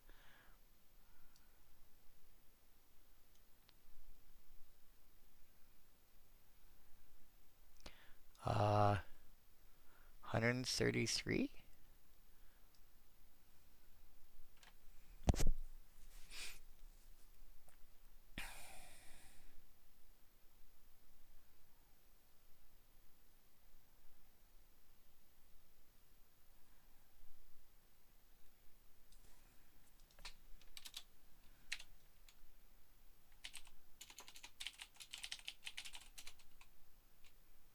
$139 cards.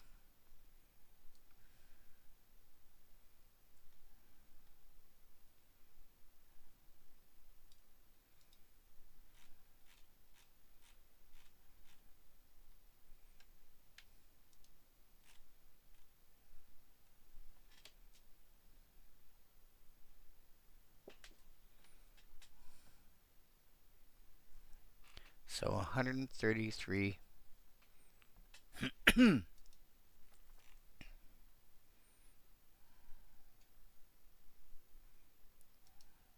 All right. So Dropkick Bomber. Dropkick Bomber is currently $8 US.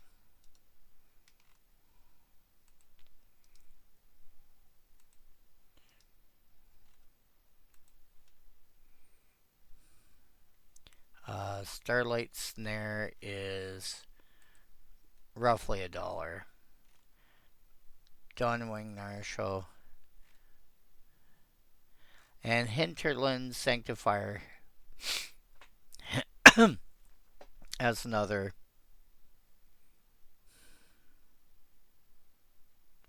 soul sister is basically $1. Okay, so other than that, we're looking at card number up to 133.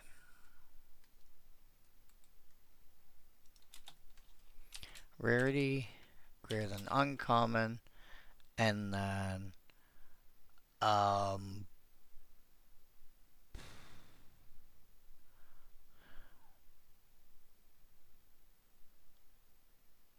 card number less than 134. Sorry, it took me a moment to remember how to do it. So there are 49 rares and mythics. So do this as a checklist. Sort by US dollars. Alright. How many cards are worth, let's say, $2 or more? Okay. 1, 2, 3. I'll do it over on this side so we can see the pricing. Fourth card, you've already dropped from 27, 22, 16, 6. 5, 6, 7, 8, 9, 10, 11, 12. 12 rares or mythics that are worth $2 or more.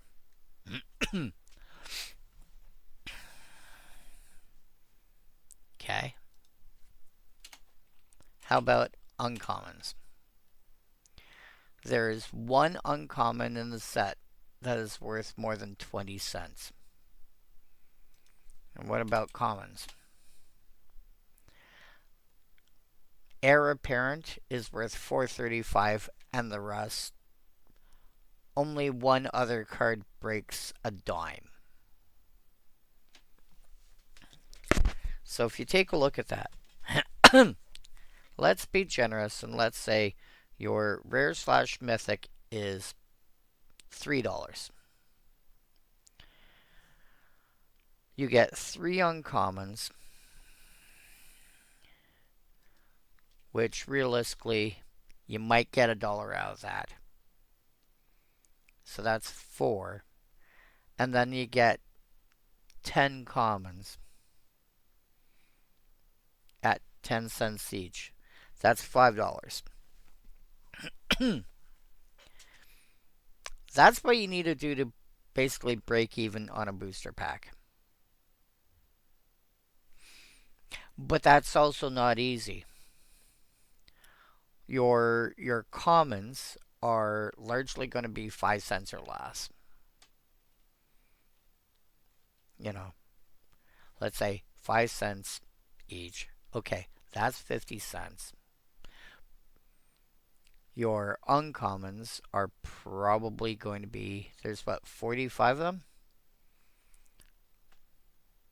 Let's say 7 cents, so there's 20 cents. Okay. You haven't even broke $1 yet.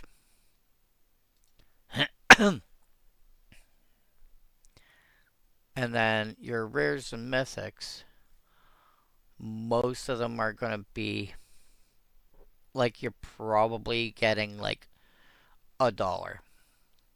So booster pack these days is probably going to be $2, maybe $3 worth of aftermarket pricing. Whereas and yet you're paying $5, $6. I'm in Canada. It's not unheard of for me to be paying $7 a booster pack for a current imprint set. Um,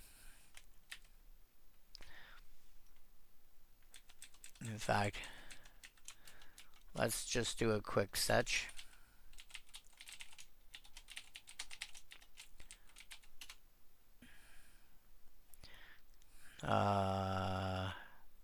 Play booster, $8 Canadian.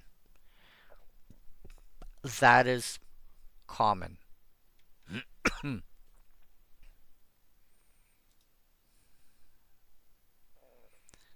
$8 Canadian is a common price. That 7 to 8 range. And all these numbers I have to add 40% to. Okay, so a $2 card is maybe worth $3 now, and a $3 card is maybe worth $4. That's still not going to be enough to make up, what a booster pack is worth. All that saying, you go to your local game store and they're charging, $1 for, a rare that's going for, 37 cents that you want. That is a reasonable price because they have to compensate for the packs that they're opening. Yes, they may get a Bloodthirsty Conqueror or a Sarah's Seven Deaths, and they may get like 3 copies of Heir Apparent, but cracking a box of boosters to have singles for the set is they're going to lose money. They're probably, unless they get really incredibly lucky, and of course this doesn't count foils, but it's really hard to calculate, to throw foils into the mix, especially since a lot of the time. Let's go Bloodthirsty Conqueror. A regular version of that card is, $27.76.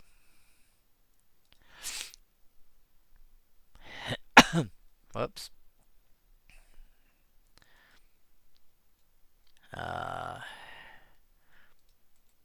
You know, all the other versions of the card are around the same price, unless you get, like, that's the same. These two are identically the same, except this one is foil, indicated by the asterisk here. This version is foil, and this is a glittery foil. I forget what the actual term for it is. But basically, unless you get one, if you get one of these 3 versions, you're doing really well. If you get any of the others in foil, it's like, okay, that's nice. Whoops. You. Bloodthirsty Conqueror. Alright. See if I can find... Oh, here we are. Yeah. Normal, $28.47. Foil, $29.16. So 75 cents difference. So again, pretty much the same price.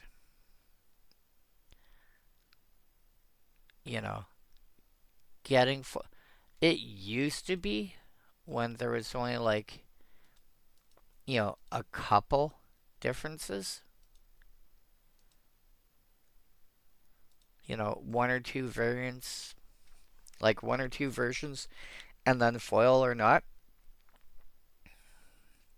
Foils were worth a fair amount more because they were, the interesting version of the card was harder to get your hands on.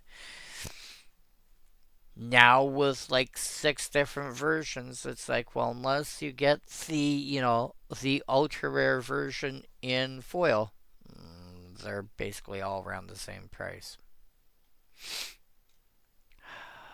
Where did I get to this from? Oh yeah, how much is Ring of Three Wishes? Oh my god, you're cheap. I need a few of them. Ring of Three Wishes is one of those cards that I... Oh yeah, where did I leave off? Oh yeah, Runescar Demon. That's where I left off. I went on this rant about,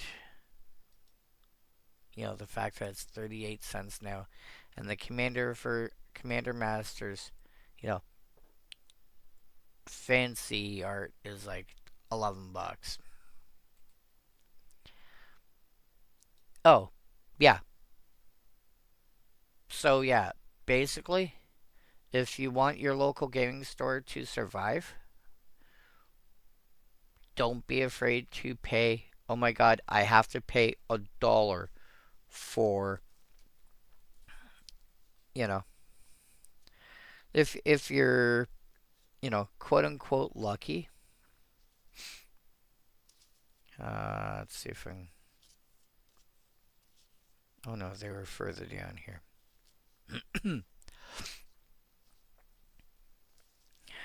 um, extravagant replication from Foundations.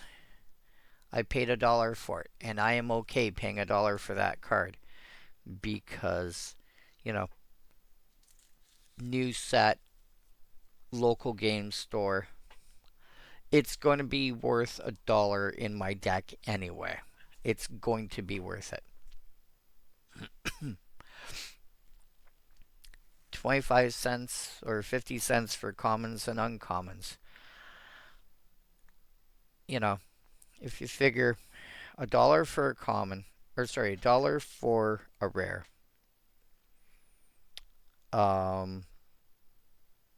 50 cents for uncommons times 3 is $1.50, so $2.50, and then 10 commons at a quarter each. That's $2.50, so that's $5. Which also means that, if you're going by minimum pricing and, if you're paying $5 a pack, that's a break-even point. If you're paying $7 or $8 a pack, like I am, and those are minimum prices at at a lot of local game stores in this area.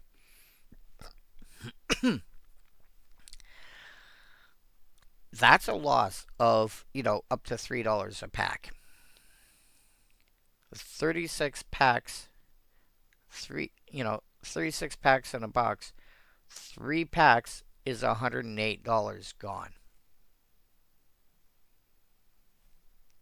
And people want to, people complain about the price.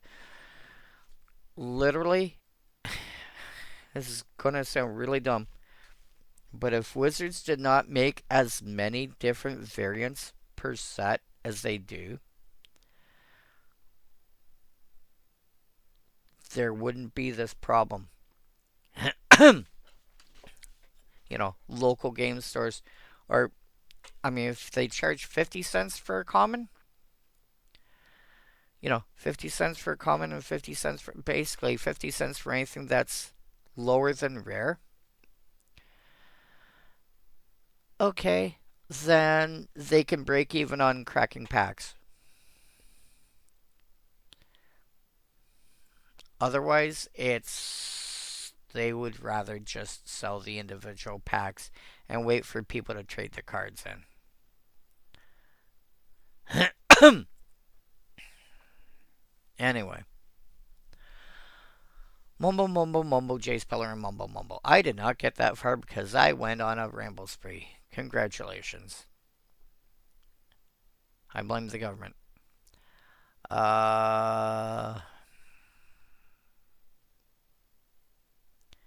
Do do do do do.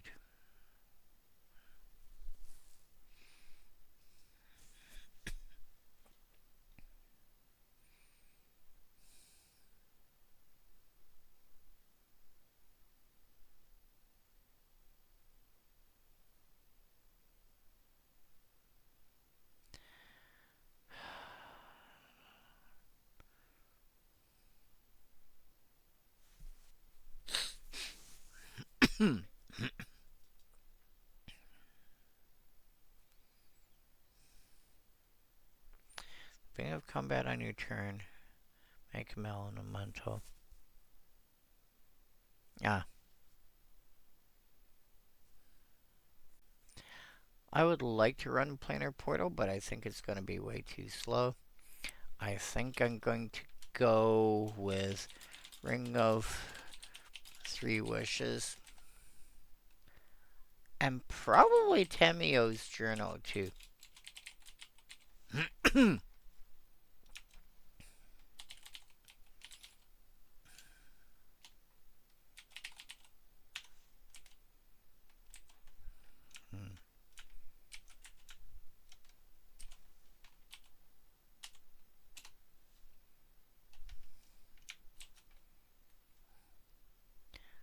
One, two, three, four. Hold you, center you, go. All right.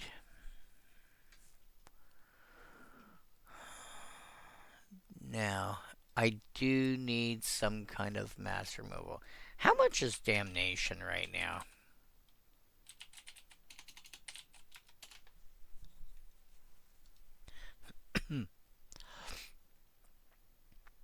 Cheaper than I expected.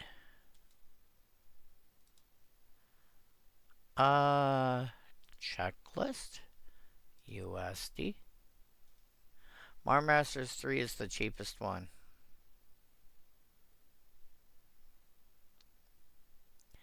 How is there not a price for you?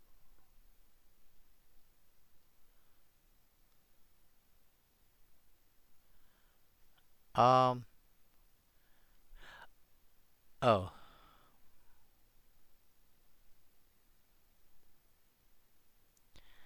Oh, wow.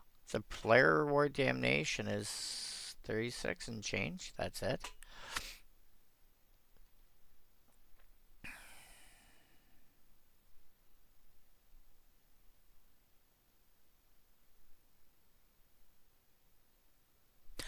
Oh, okay. Okay, okay.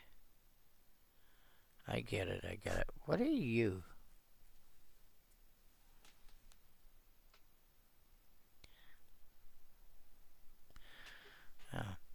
Oh.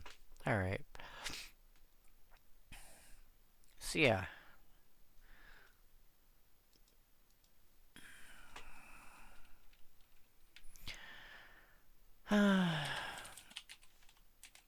I'm gonna call you removal. Now, I want...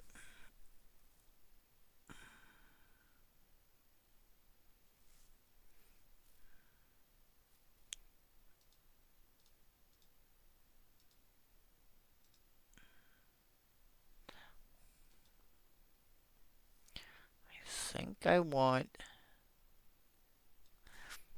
So I'm gonna want damnation. And I'm probably gonna want down. Because that thing is just fun.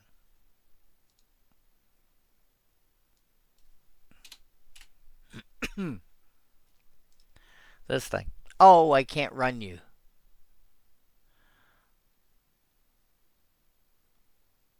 I cannot run you. Damn. Alright.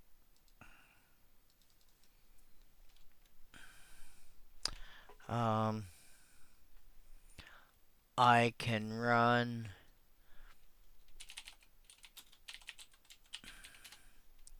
Hero's Downfall.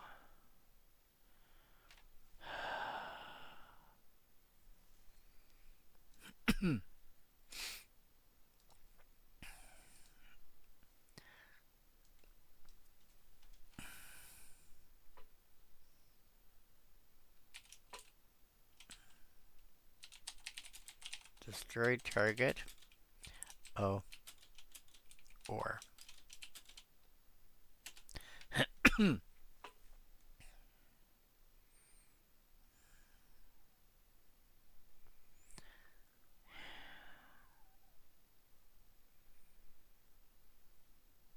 Alright.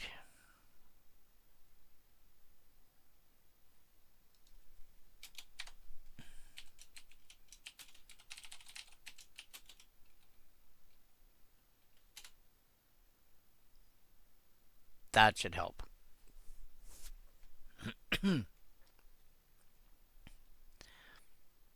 Assassin's Ink. I'm gonna control an enchantment more than one. So this should at least be as good as...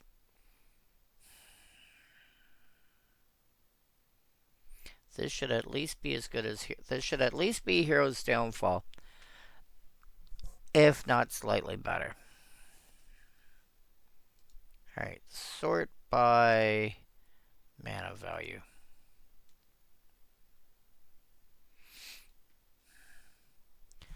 Cut down is absolutely hilarious. Power X or less.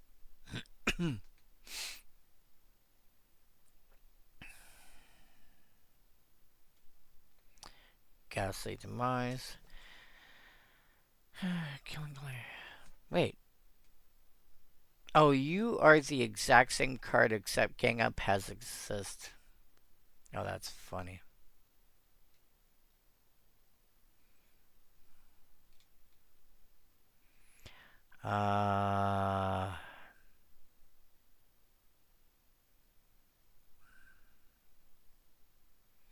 Urn of Godfire.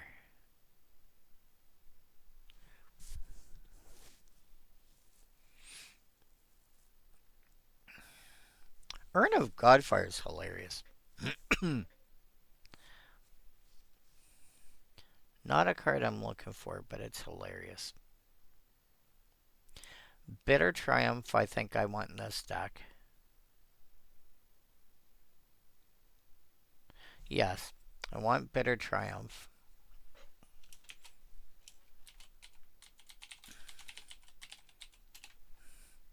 I want a handful of cards. Yeah, Dreadbore. Is there a...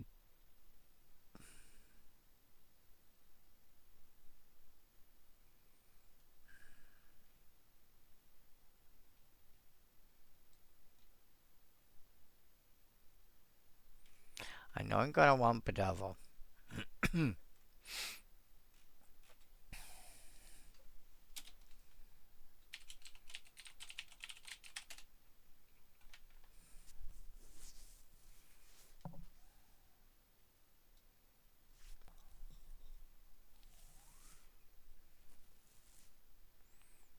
Where are you from? Oh, you're in Standard right now. Why do you not see more play?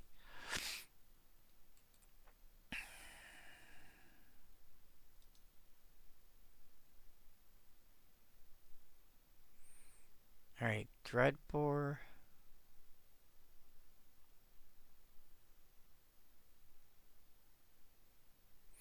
I like this. Dreadbore. Oh, no, Molten Collapse is better than Dreadbore because Molten Collapse can do more. Destroy target non-creature, non-land, permanent mana value 1 or less. That can blow up a...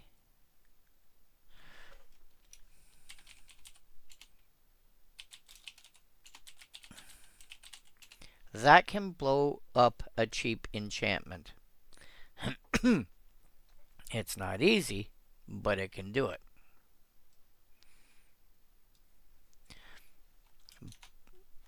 Crap.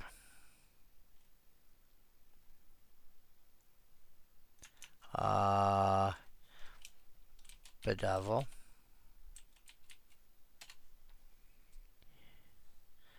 I want stuff that's sufficiently flexible. Creature or planeswalker.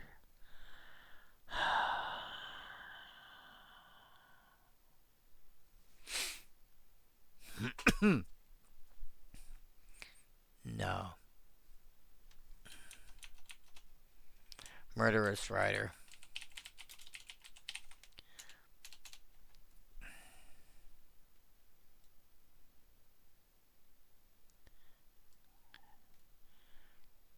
Deadly Duration.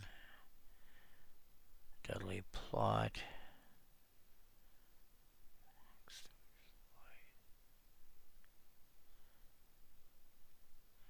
Fell the Profane is really good. How much are you? Yeah, you're cheap enough.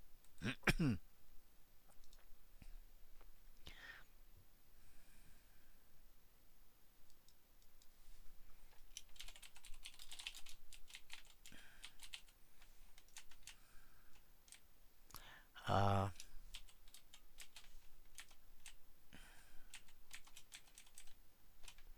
think I'm stopping there for that.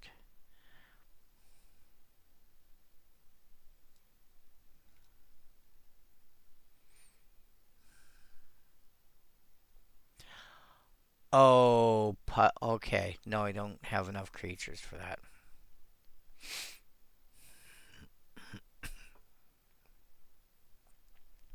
Deadly Alliances, if you can build your deck for it, Deadly Alliance is just dumb. It's like black for, black to blow up pretty much anything on the board.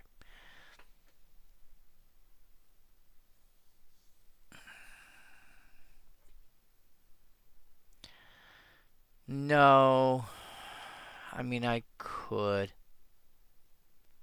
Oh my god, he's cheap too.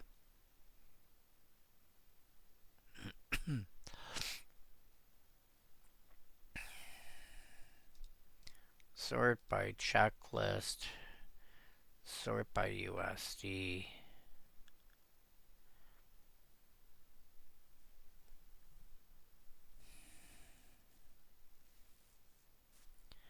The regular version for More the Spark is $3.53.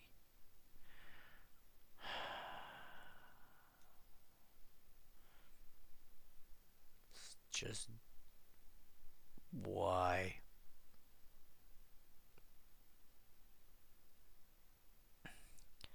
Okay, not gonna lie, that's kind of cool.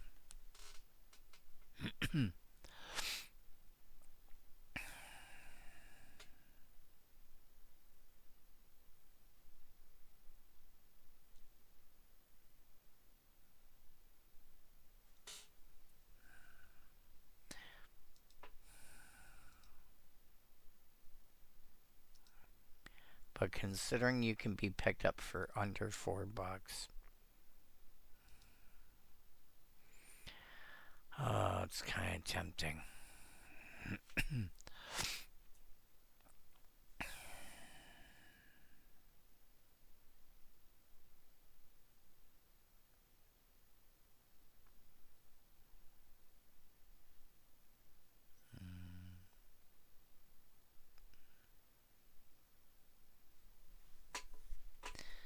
Eh.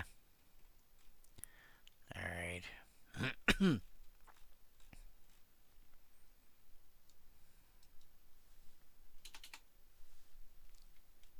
Actually. Alright, let's take out the ones that say Planeswalker. Brings me to 76.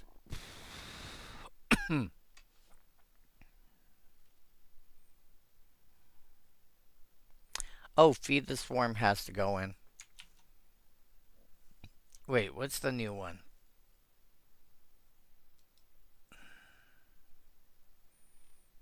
It's a 3-drop.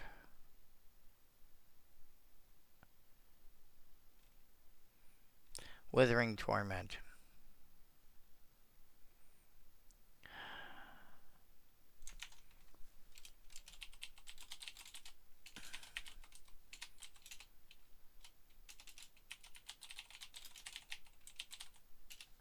uh,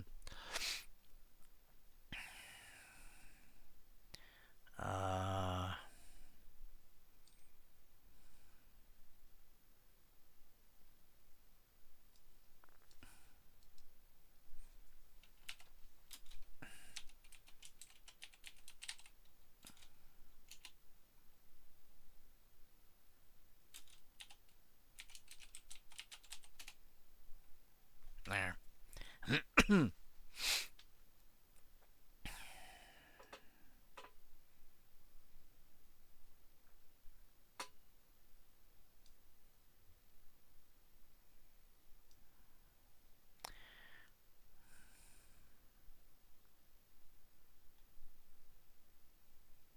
Wait. See this one? Okay. Destroy something. You know what?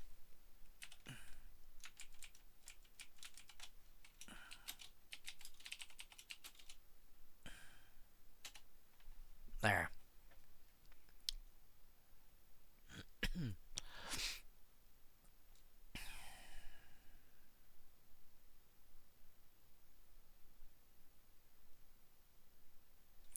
I kind of like. I mean, I've always kind of liked Big Game Hunter.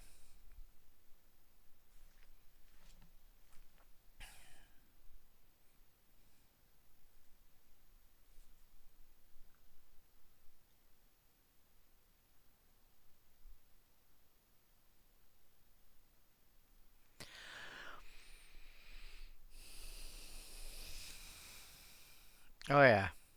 Pillage. If I'm looking at pillage, I really should be considering aftershock because I can also hit a creature with that.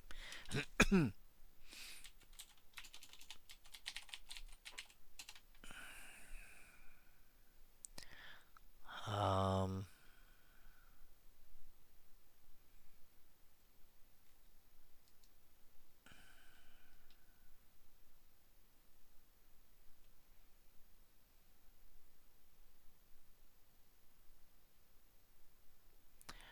Wrecking Ball is hilarious.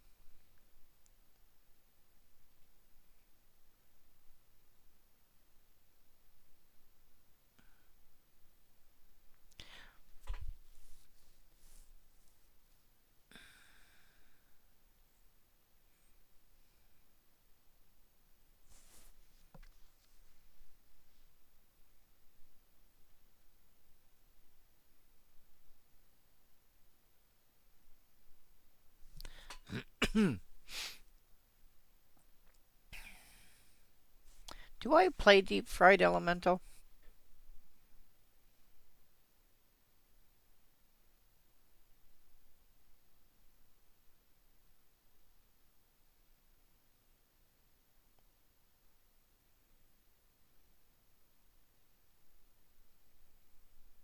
Hmm. Mumbo, mumbo, mumbo, mumbo, mumbo.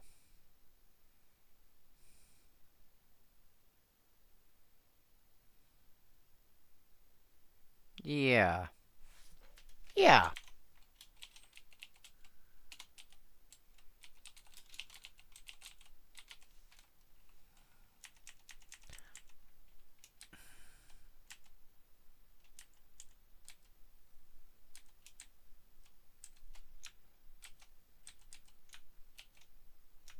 Whoops.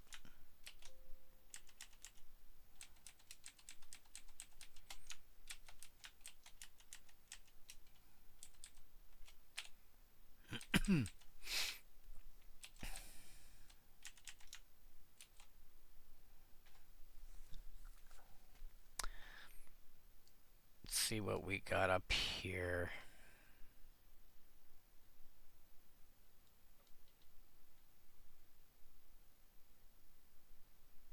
Oh.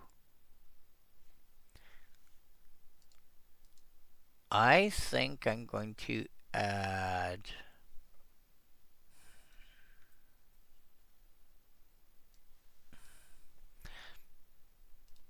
I know what I'll add.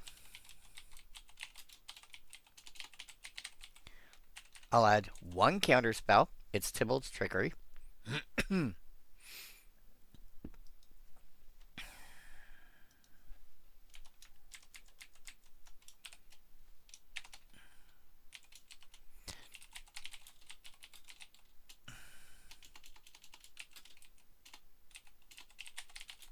Destroy all or destroy each or O. Excel all or Excel each. And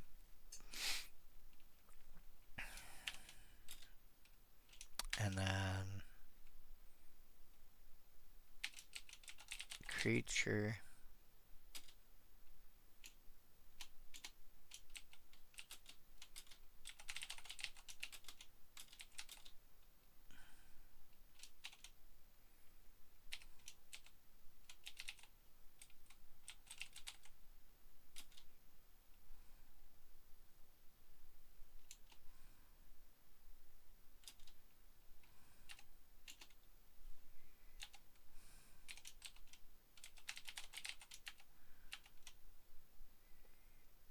I think that's right.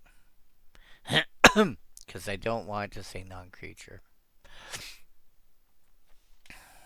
Oh.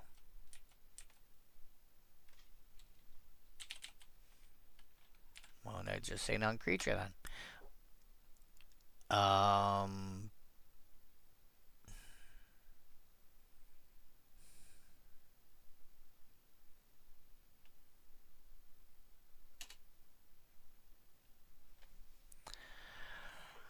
149. Sort by EDH rec. And the only reason I'm going by EDH rec is it's 150 cards. I just want some of the best ones out there. Do I want Kindred Dominance? I don't think so. I do want Ingarrick's Wake, though. I don't mind having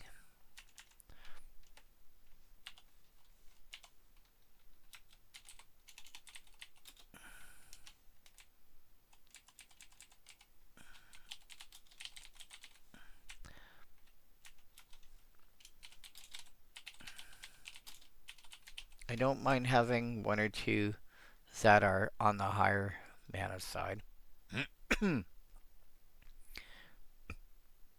Crux of Fate, Blood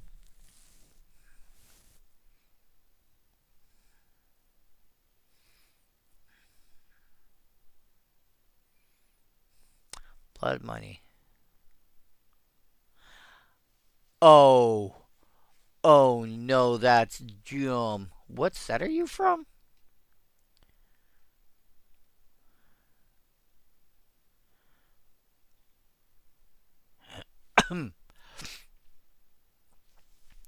Commander Legends Baldur's Gate.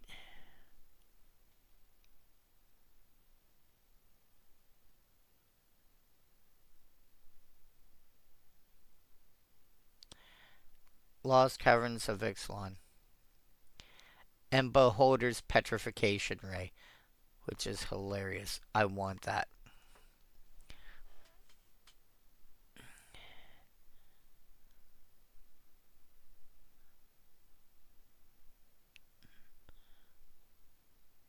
Oh. Yeah. I might want that. Each player loses like... Oh. How much are you? Oh my god, you're cheap AF. Even the most expensive print apparently is like 75 cents.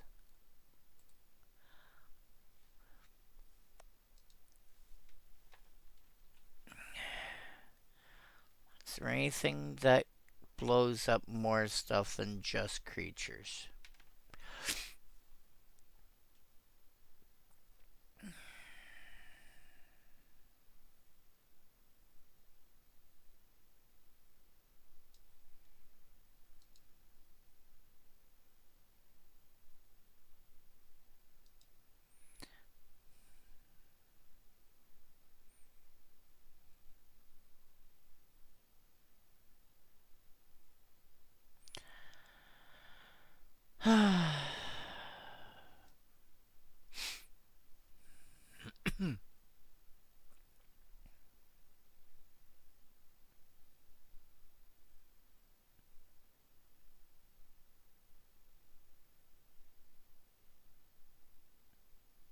Yeah. Oh, boom pile.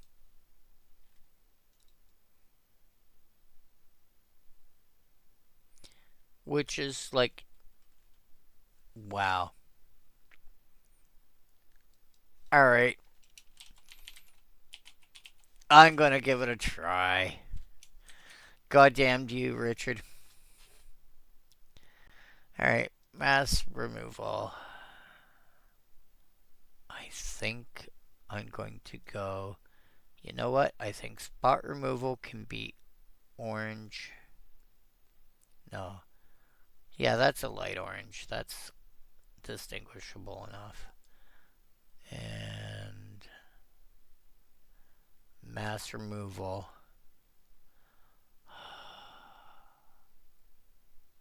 can be this. That's going to be harder to tell, but when I'm actually looking at the spreadsheet, I can tell the difference. How does that actually look? Um, oh.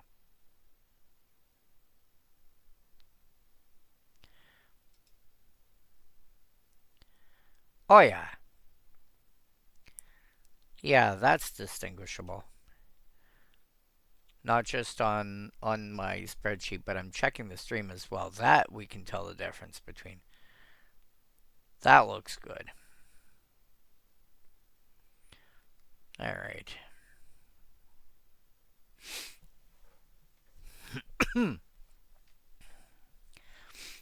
Now,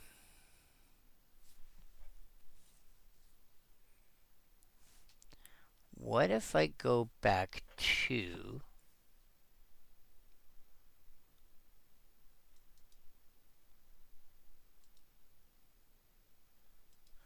Alright, so this is back to the curses themselves.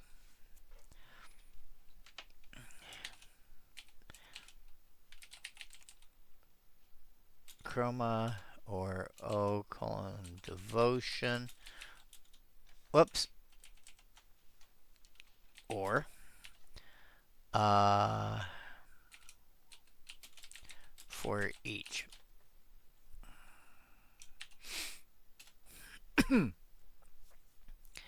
Oh, Jesus Christ, Superstar.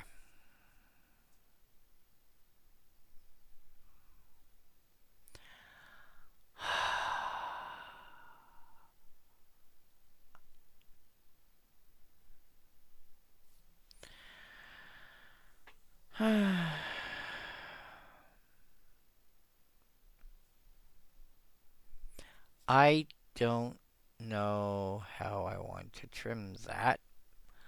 Let's start off with the first two options. Whoops. Chroma or devotion.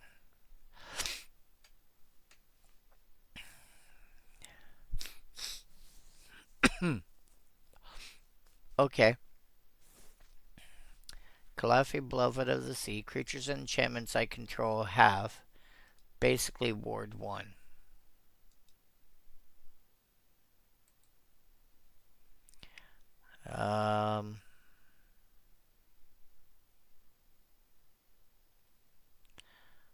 That's a...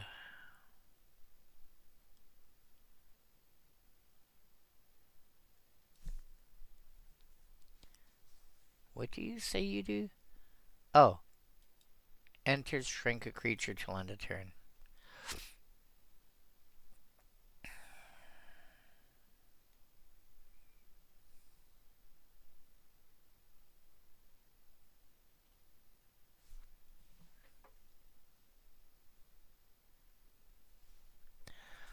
Um...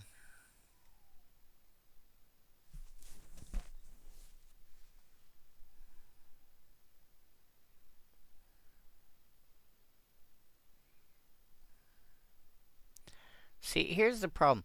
Now I've got, like, an entire column left to go.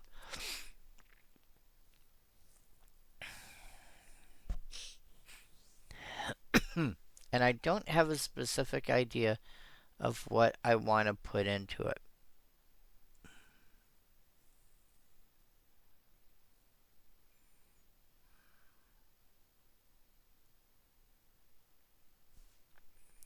Because I'm also not playing a lot of creatures, which is kind of...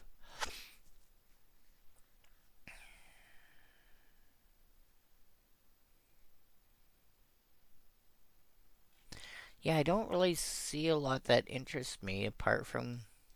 Oh, I could just call it protection.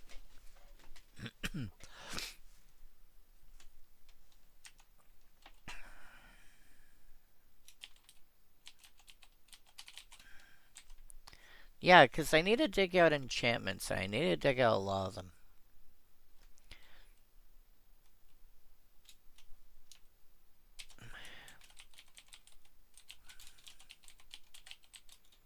Of the sea. Not quite. 9. 8? There we go. Wow. It's been a very long time since I've actually had to go to 8 for that.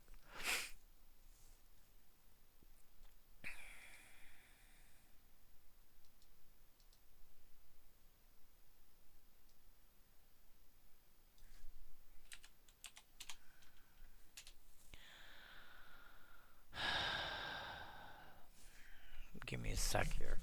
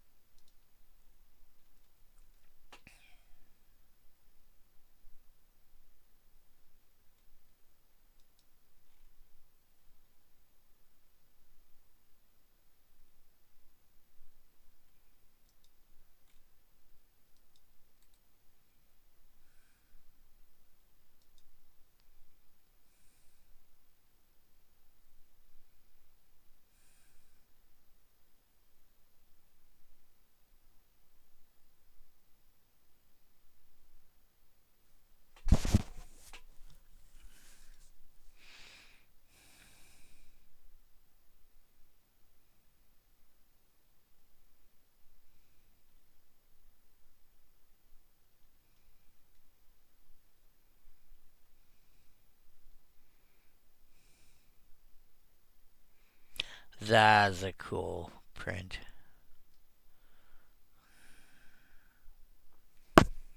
I I think I personally like the portal art better. God damn it. Okay.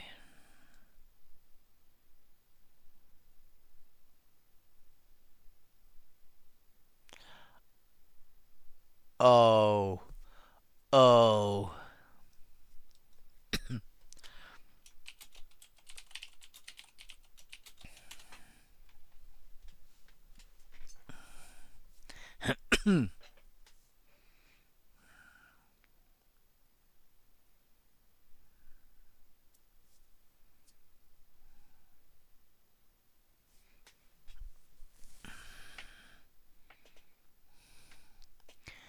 All right.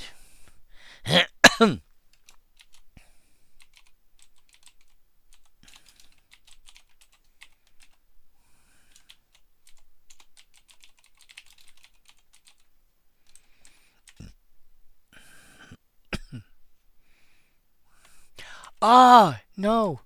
I know what I wanted.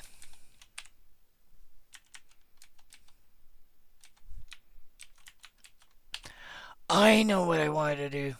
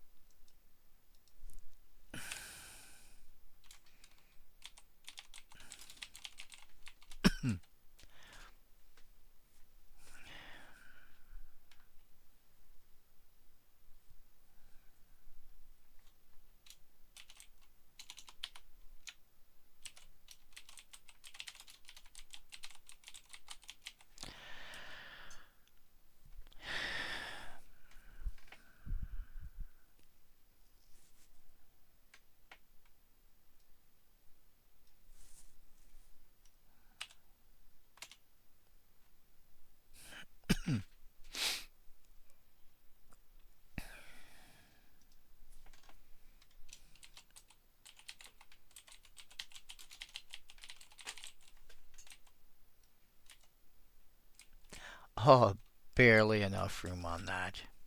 Nice. Create a token. Oh, nope.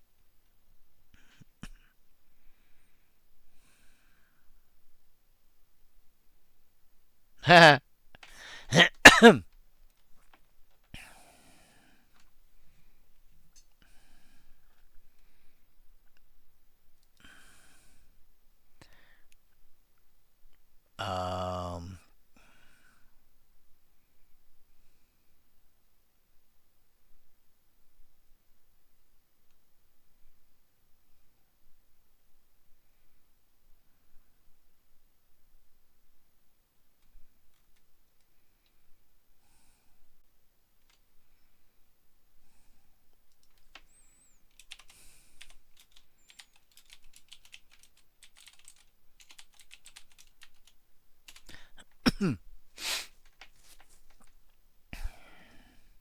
how much are you?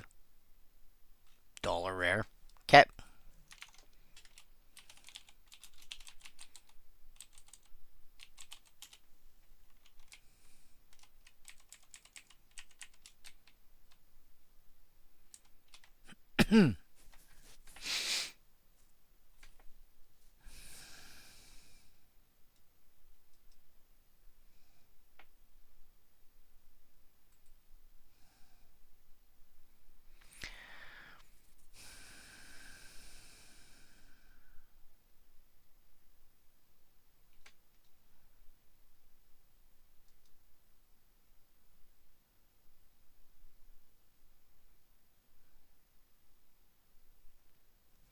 Esther's Invocation. I like that. Enters bulk of an enchantment you control, except.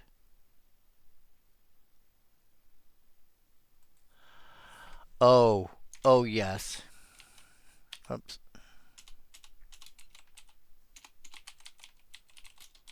Invocation.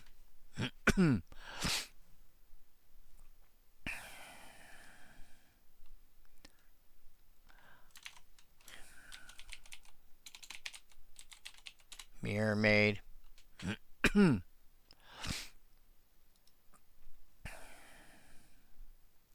was thinking about replication technique.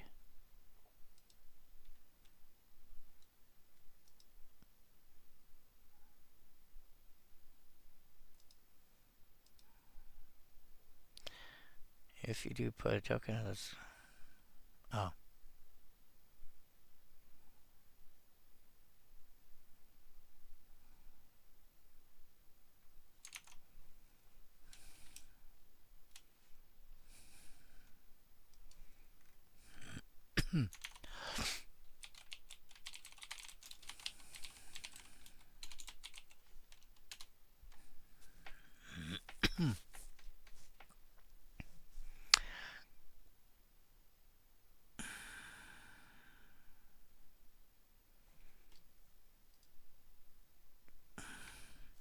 Feel like I want like one more.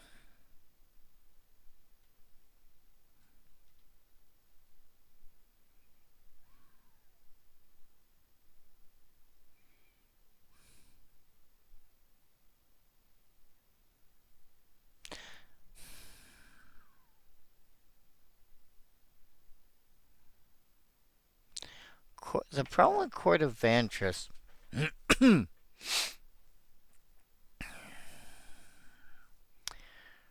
is being able to retake the monarch, and I don't think I can.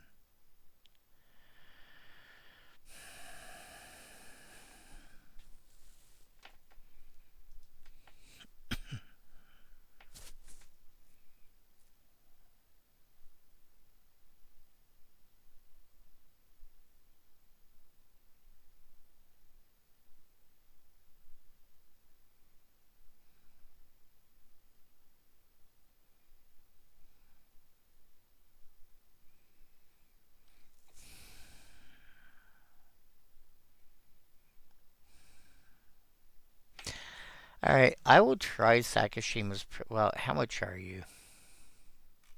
Okay. Oh, wow.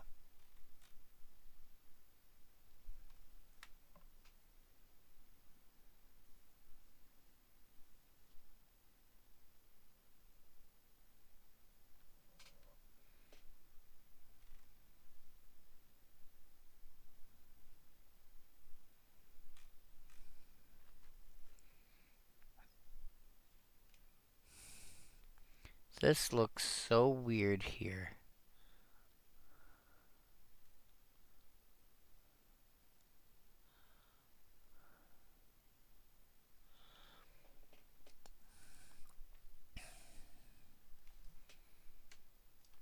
Alright.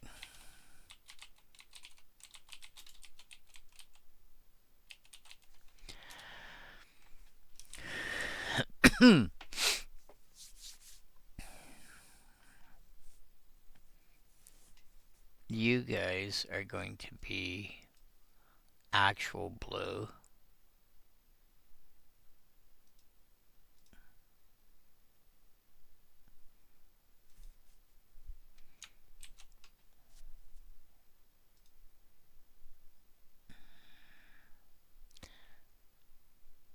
And then I've got a few extra slots to play with.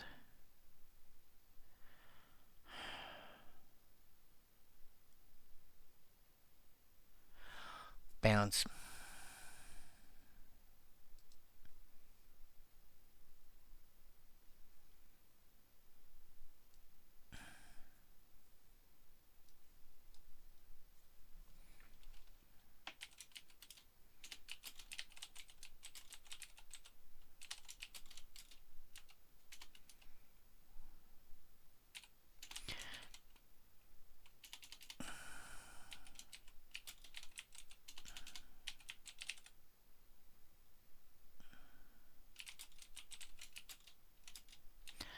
Not an instant. Not a sorcery. And I don't want it to be a creature because most of them are going to have a come to play ability. Oh. Sacrifice card name.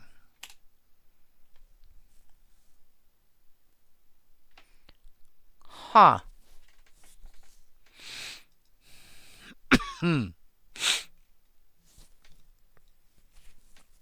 It's expensive, but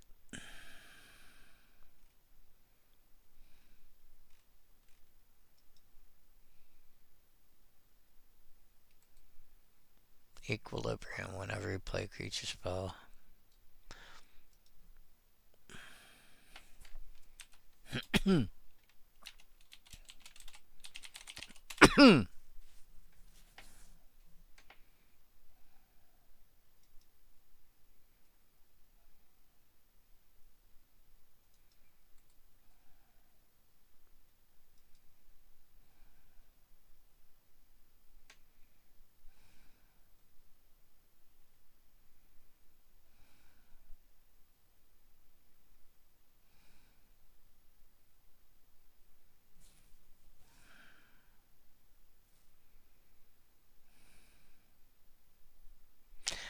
Alright.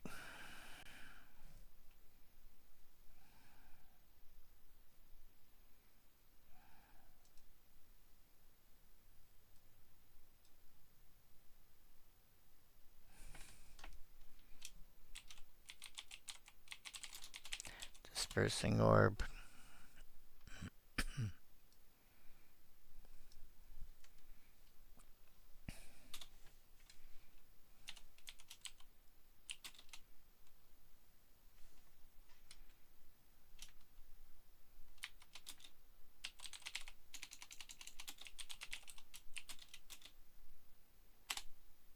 There we go.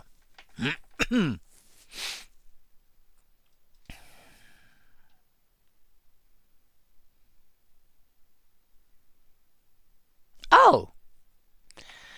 Galecaster Colossus. Oh, I don't control. Damn. That's cool though.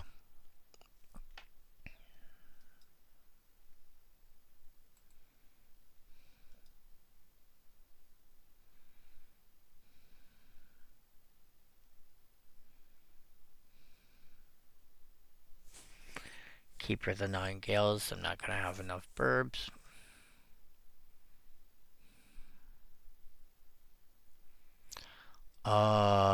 Surge Spanner. Maybe.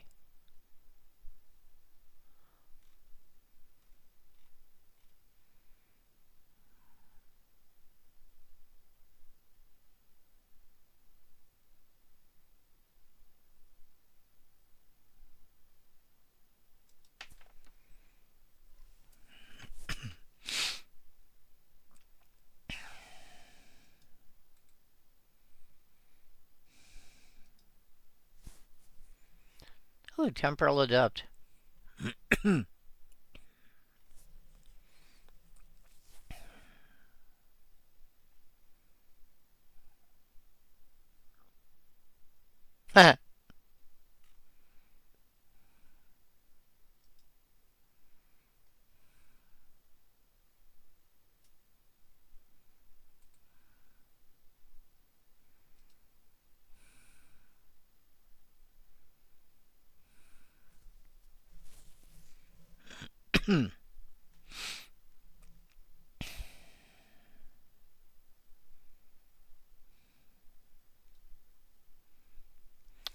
Vidalcan Mastermind.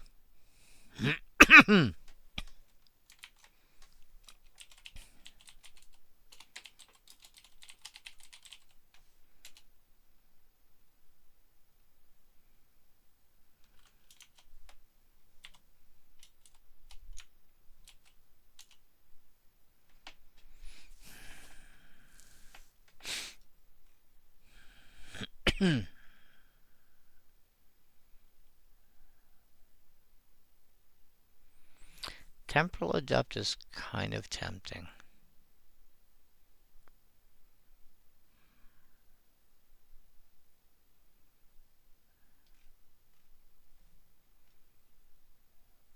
Alright, alternatively, what if I flicker target permanent? uh,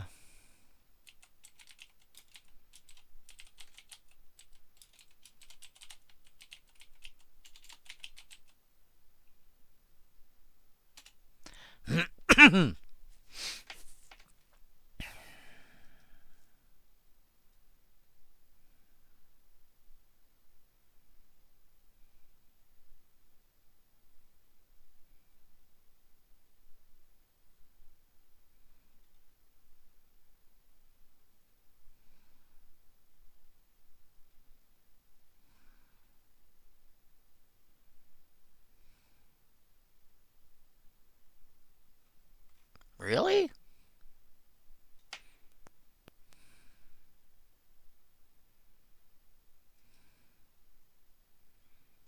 Only stuff that can flicker up.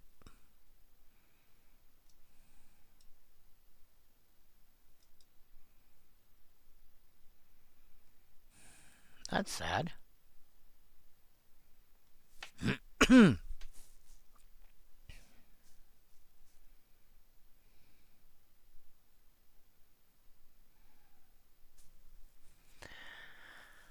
Alright. Temporal Adept, I guess. Oh, Tolarian Sentinel.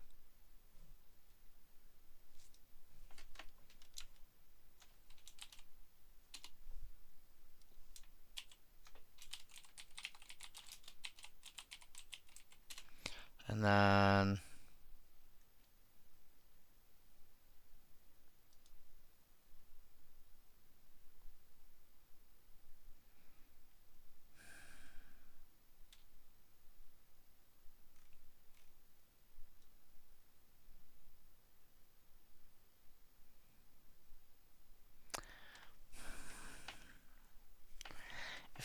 The problem with Haidar Rhinewind Master is I have to run like 20 snow-covered islands.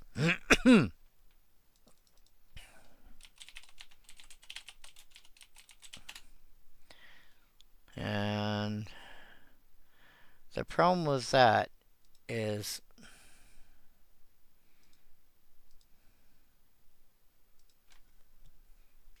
even the least expensive printing that you can physically get is 76 cents, which means spending $15 on basic land. And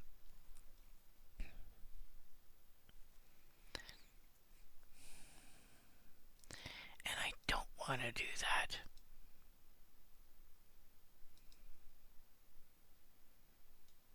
And if you care what they look like,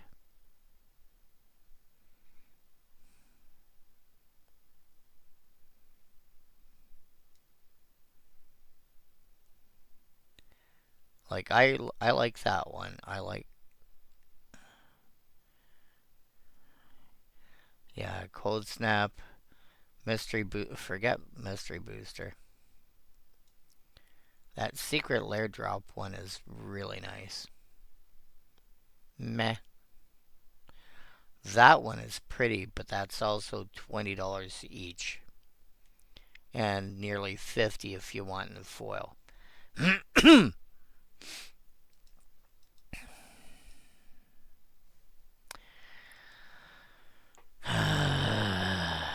Grumble, grumble, grumble. Yeah, I know. I sound like an old man. Wait, I am an old man.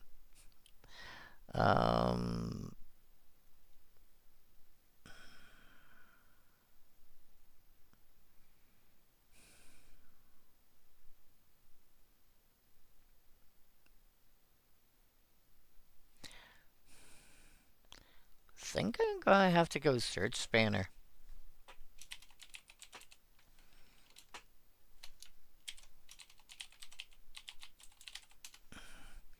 I don't really have a better option for it.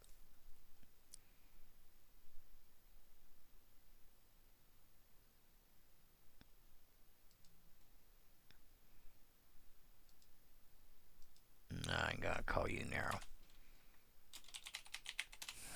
Oh no. That's too much. 9.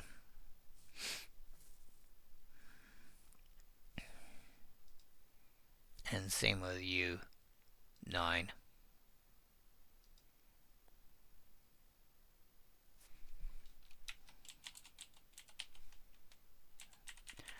Alright, and then you guys can be...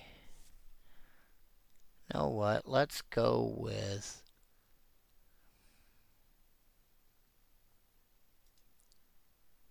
Nah, you already exist. That's cute. Whoops. And that one. So, that bounce is largely there. So I can turn around and reuse my enchantments. You know, reuse my, what do you call it? Auras. My curses. There we go.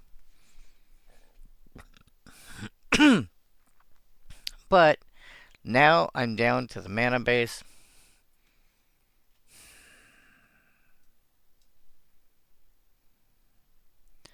Alright.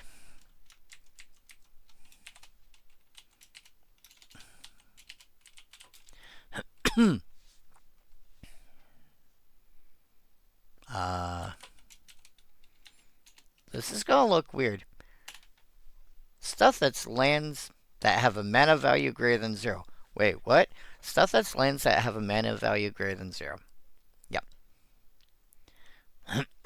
And we're nearly done. Surprisingly. Because all I have left to do now, I'm going to plug this stuff into deck stats, get a list, figure out how many lands I need that can produce what color, and go from there. I do think I want Nyx Lotus, because I think I'm going to need the mana. Because is not unreasonable. I'm going to have to go from like 4 to 6 or 4 to 7 all of a sudden or more. And Next Lotus is going to help a lot. Soul Ring is pretty much a necessity in a deck like this. Can I get any enchant? I was going to say, can I get any enchantments that produce mana for me? Technically, the Bath Song will work.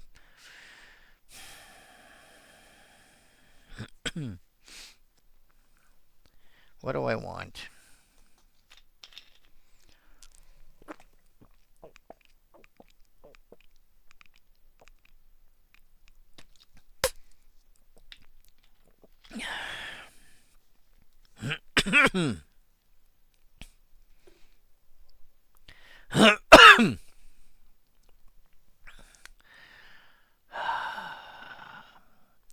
I'm going to need to produce a fair amount of mana.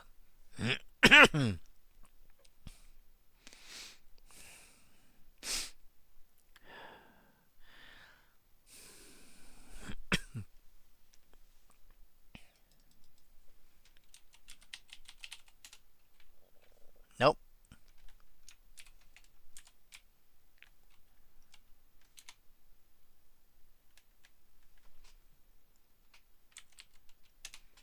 That one.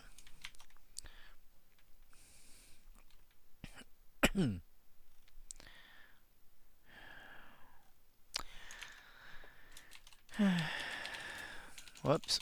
Scepter of Eternal Glory.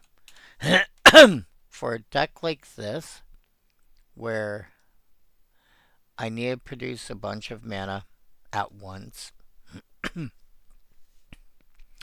in various colors, because in other decks you can play with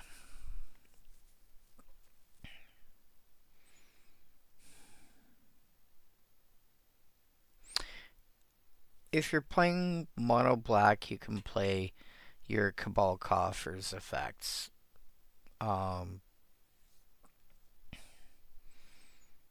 In mono green, you can run your various Gaia's Cradle effects. You know, in monocolor decks, you've also got access to, you've got easier access to Nyx Lotus and the like.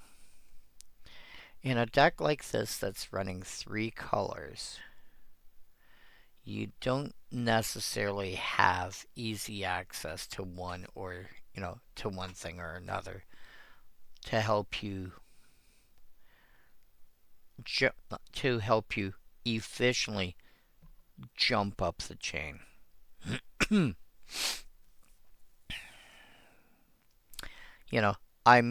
I don't feel too bad running Nyx Lotus, but I don't think Nixos Shrine of Nyx will work here as well.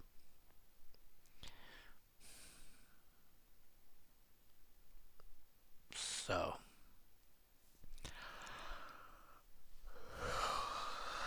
pardon me. I need stuff that's going to jump my mana. I need stuff that's going to jump my mana, and I need stuff that's going to be fairly cheap to do that. More than usual. Oh,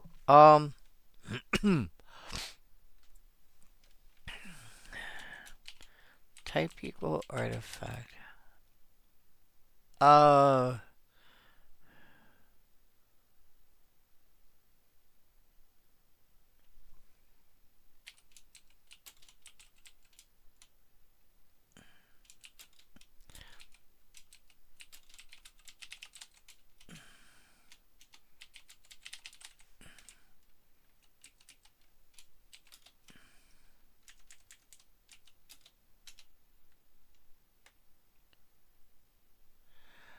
Firemind's Vessel. That's what I was thinking of.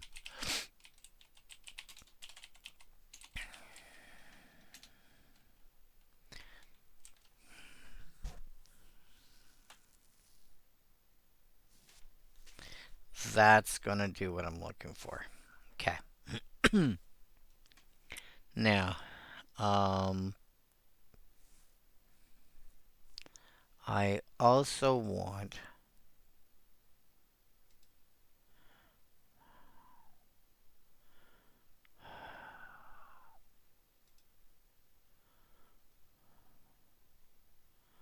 what else do I want?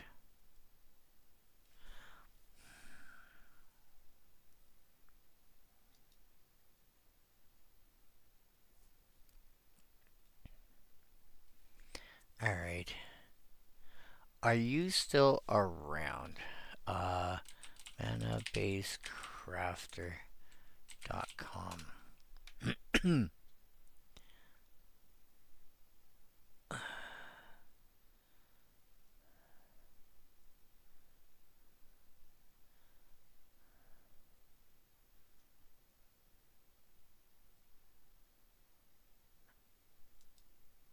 Huh. That's sad. Okay. Um.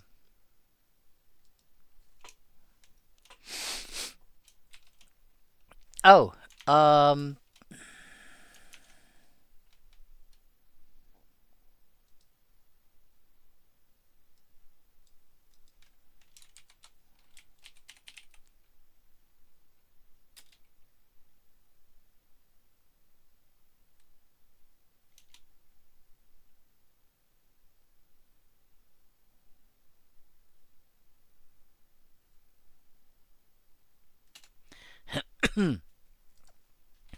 Oops. Uh.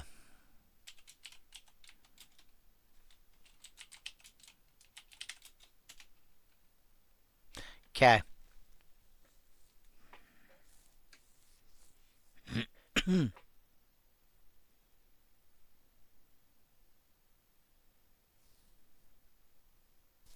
Oh, right. I have to um ID Grixis. I'm like, why do I have a green card in there? Because I didn't tell it I'm looking at Grixis.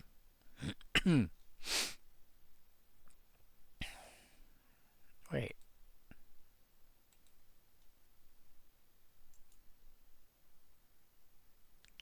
Transmogrant altar.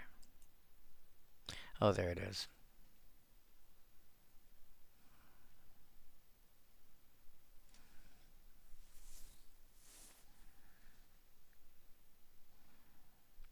So this is 153 cards. Oh,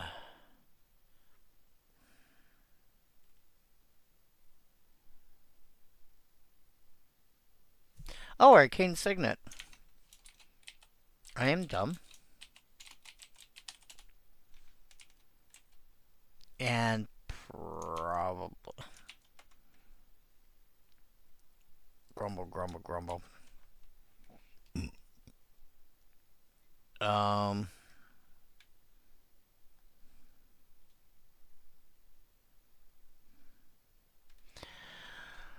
I forget what I was thinking now.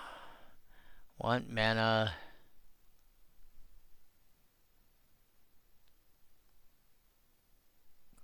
Oh.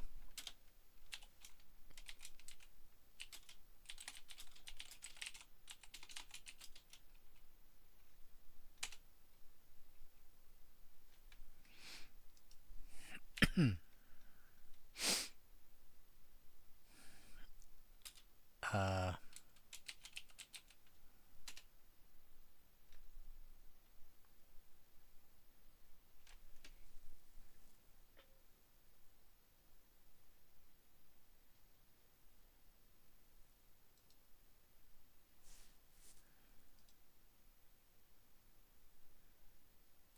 Oh.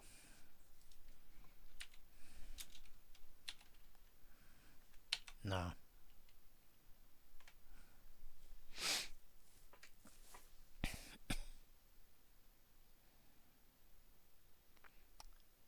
Alright. Sort by mana value.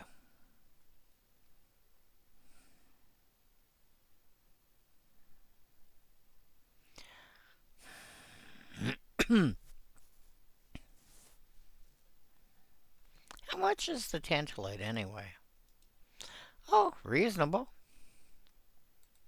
Worth a consideration.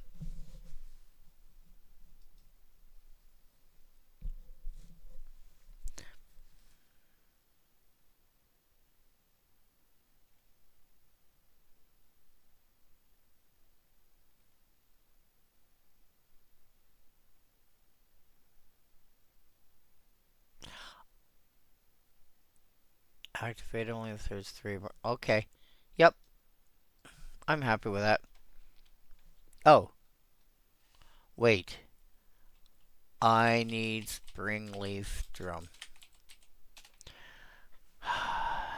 I want spring leaf drum because I want a couple ways to be able to actually tap my surge spanner. Okay. Right. This is now where I go to deck stats.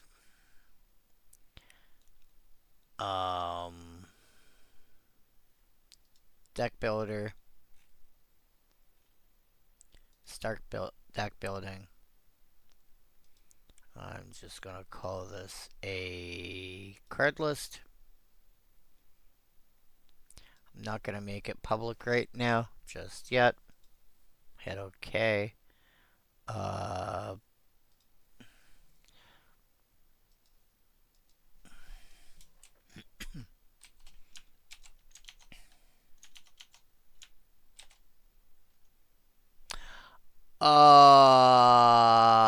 Son of a crap baskets.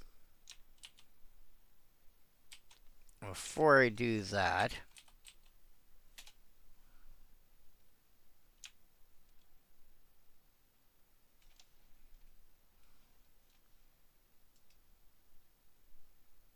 yeah, whatever.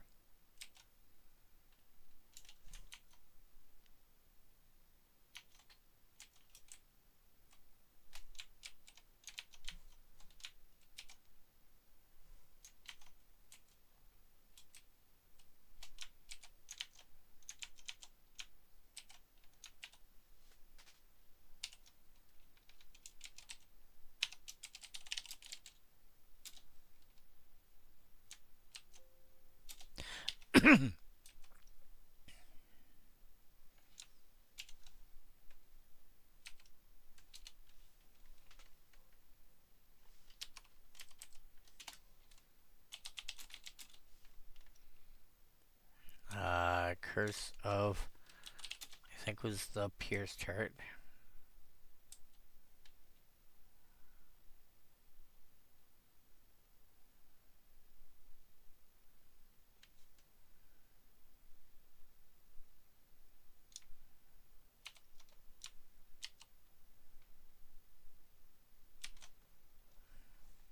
There.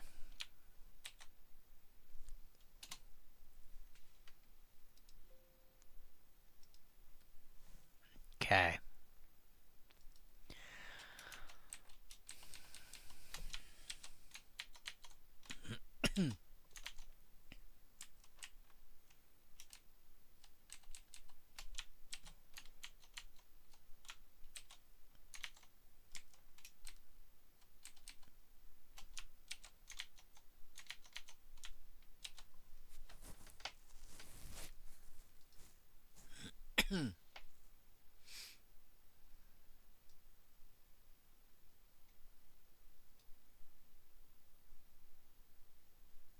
Cool, found them all. By the...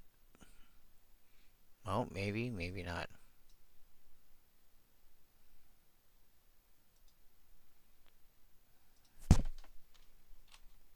Curse of the... Update. Yes, found that one.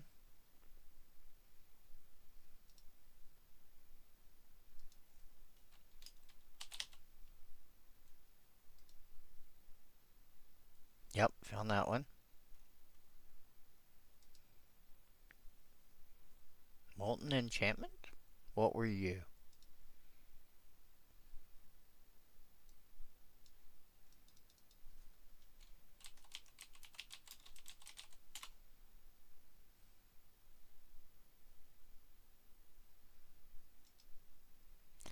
What were you? You were a removal spell.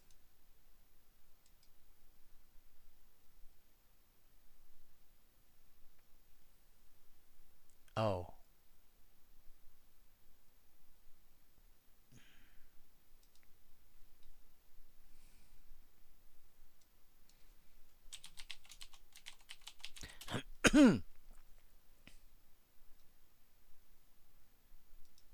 Restore.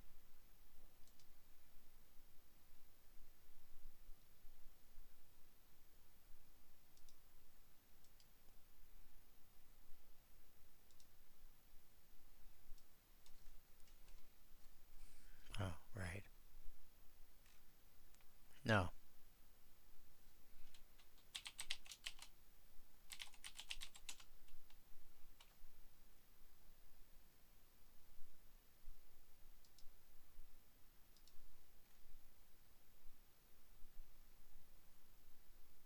What was it?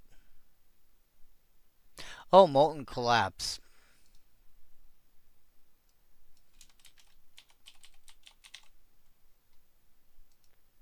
That's the one I was thinking of. Extrav.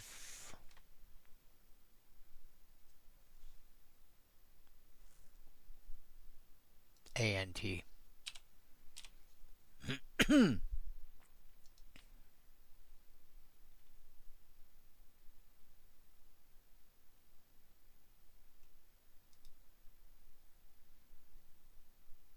Alright, cool. Nowhere's at the top. Sort by color. 18, 20, and 10, and 3. Alright, so basically a third of the 18, 20. I'm going to count this as 21 and a half. So 18 blue plus 21.5 black plus 11.5 red. 39.5, 40, 51, 55.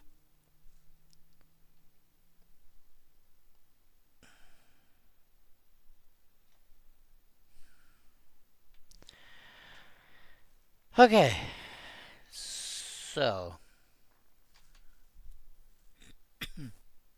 which means I want barely slightly more black than white out of my 20 slots that I want for basics, which is this.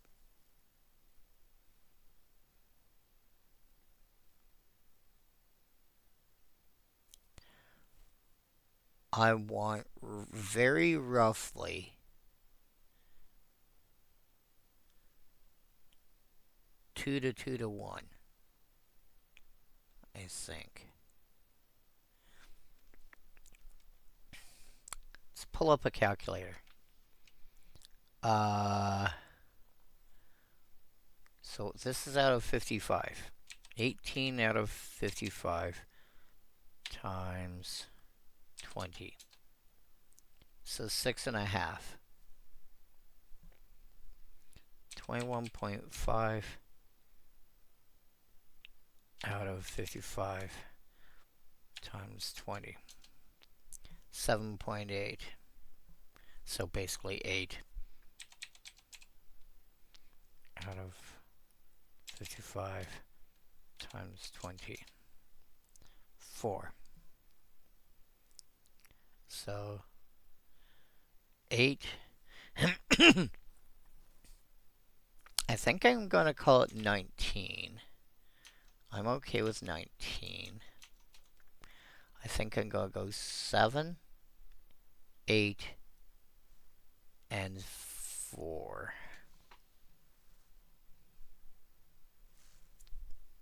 Here's the other thing.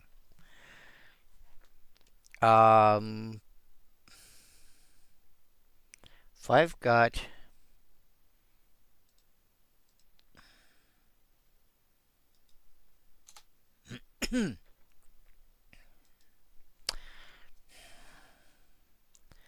I'm going to have 33, I'm going to have 38 lands.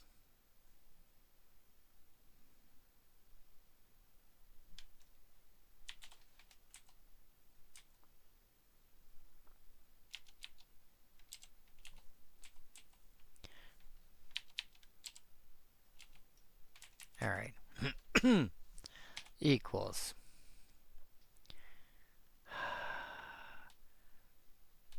This times 38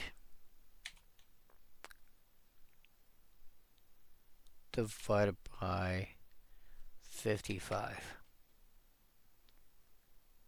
Right?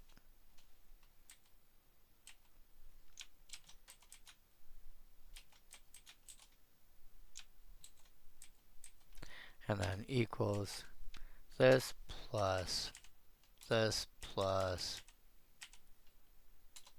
this.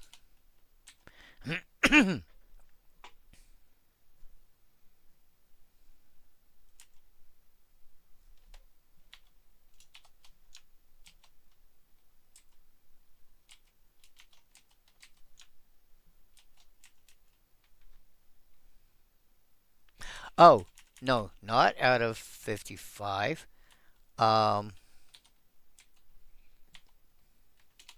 51.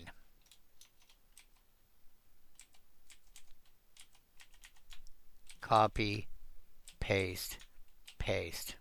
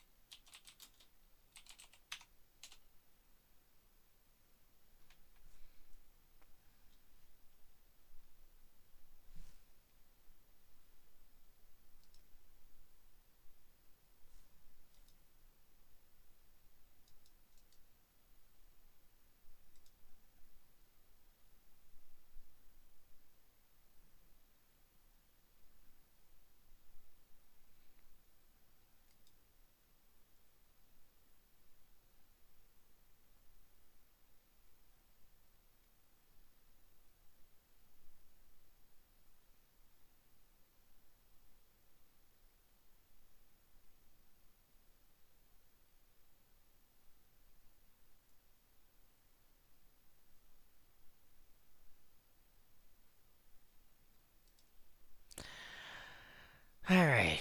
Yeah, that makes 38. So, net result, I want basically, we'll call you 13, 16, and 9.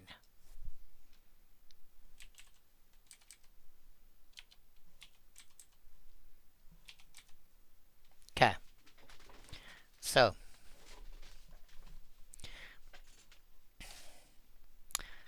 if I was doing this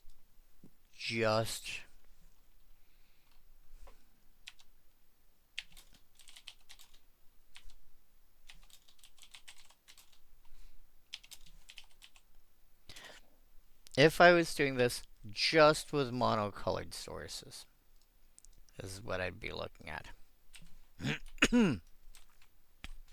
Because none of these cards have got a color. And then for the cards in this section, Boom Pile, good lord, where's the other ones? Tamio's Journal, Ring of Three Wishes, and Shrine Steward. None of those. Wait, 3 there. Not Dispersing Orb.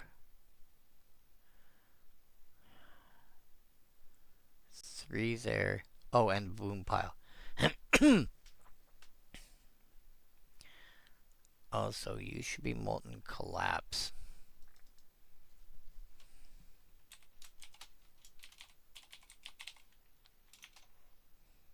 Right? Yes. So if I was going with just basic lands, that's roughly what I'd put in. That's 29 plus 9 is 38. That would get you the right mix of colors.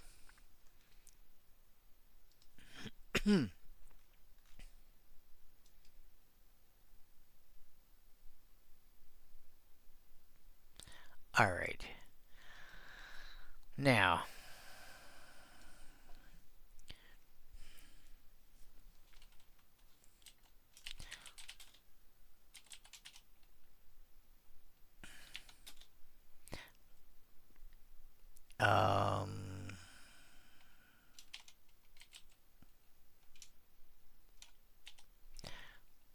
so, uh,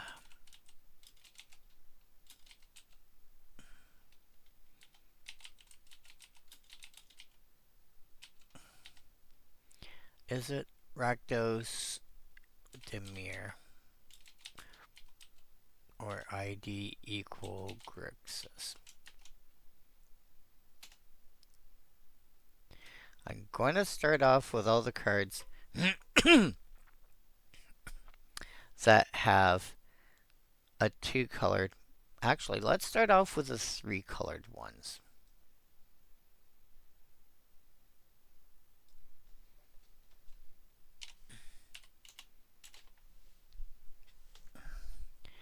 There are 7. Alright. What makes sense to put in here? I think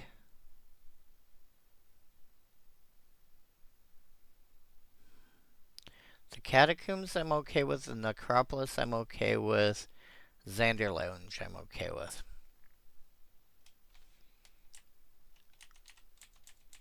Alright, I'm going to do this.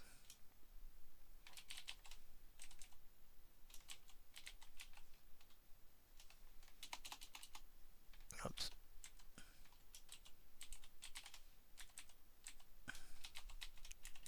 Now, blue should start off with 13. Black should start off with 16. Red should start off with 9. And we were going to say... That's out of 38. Oh, if I have those numbers...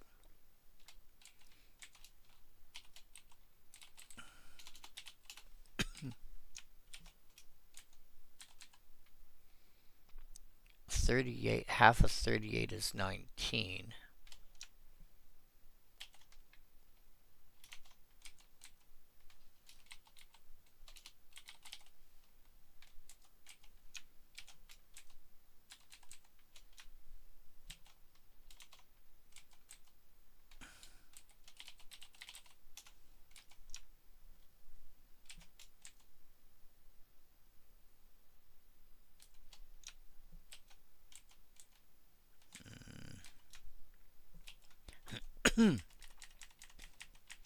Alright.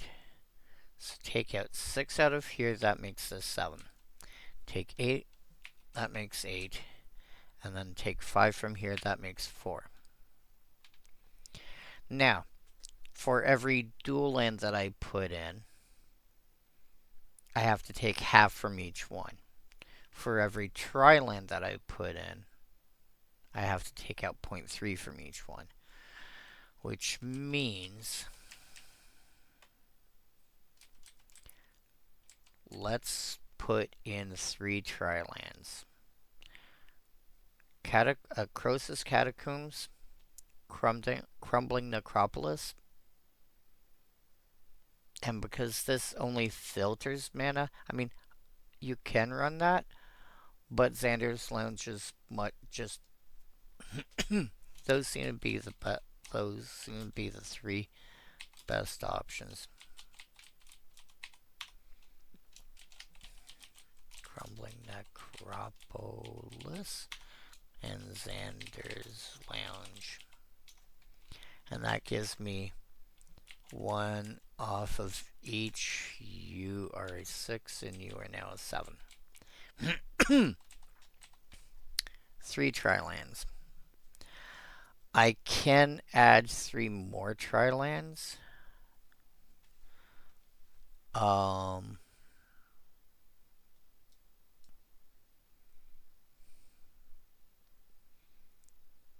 But we'll come back to that. What if I go back to what I was going to do, which was this? But now we take out the tri-lands.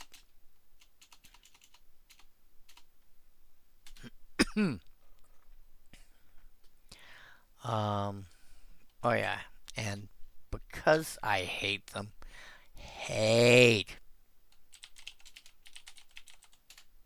take out the pathways. Go away. Don't want to see you. Now,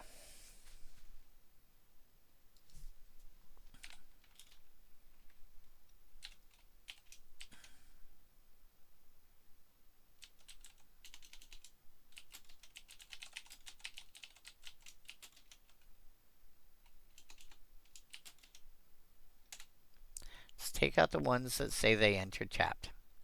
Let's start off with that.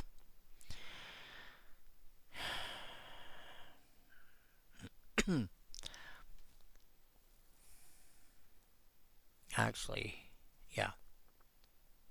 Okay.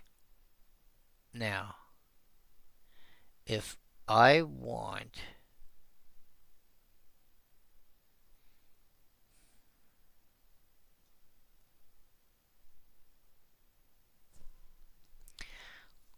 let's add the 3 shocklands,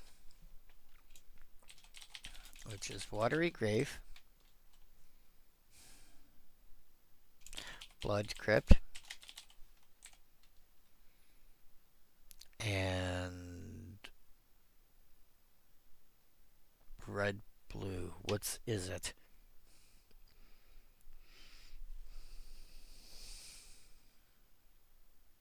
Steam vents. That takes half from, so that takes out 1 from each. So 6 brings you down to 5. You go to 6. You go to 2.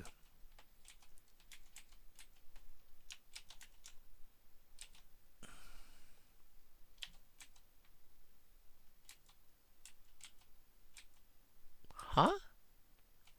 Why are you changing color on me?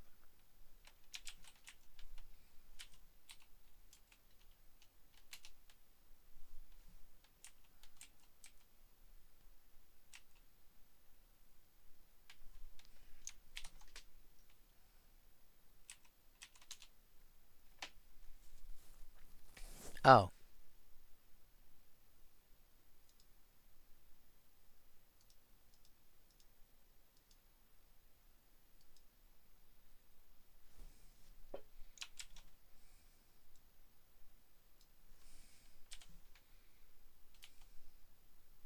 Oops.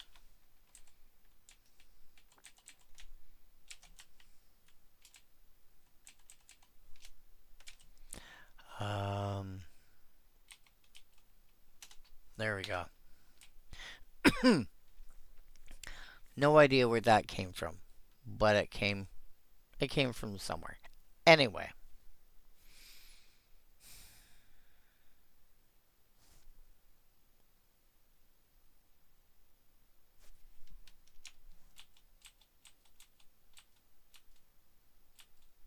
Yeah. Okay. We're down to 2. So I only need 2 more red sources.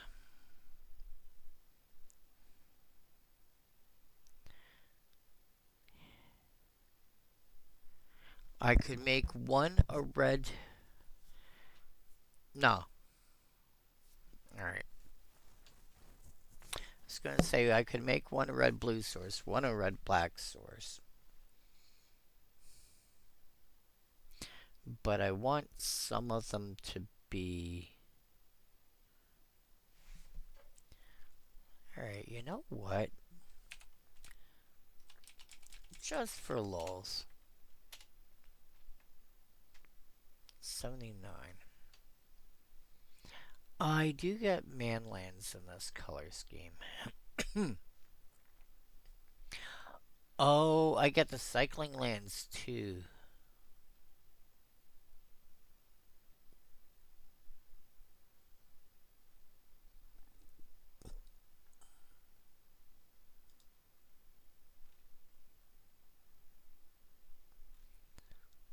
Enters tapped.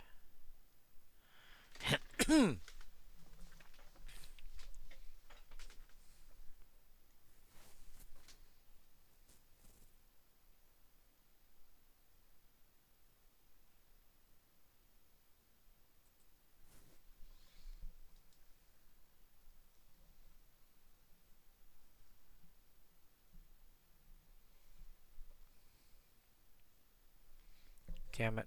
Where are you?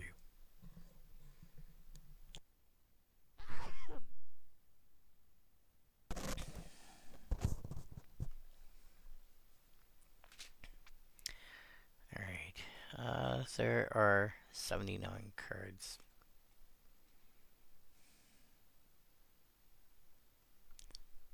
Wonder why there's 79. That's like 78 plus 1 because that's 3. Oh.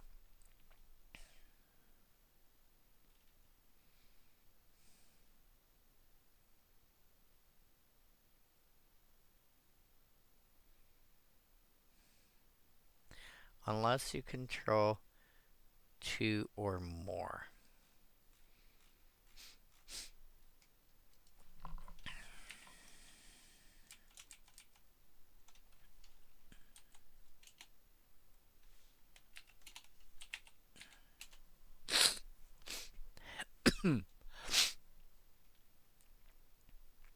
How much are these guys now? Still.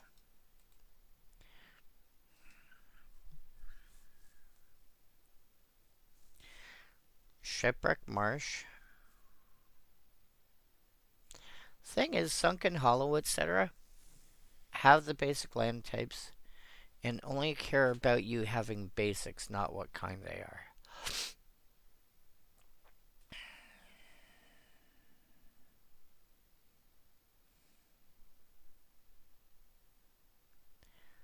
Alright, so Shipwreck Marsh, Haunted Ridge,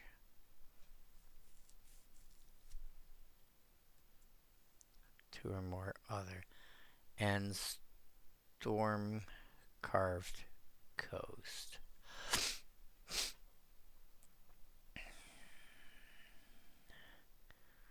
Alright, so let's put you 3 in.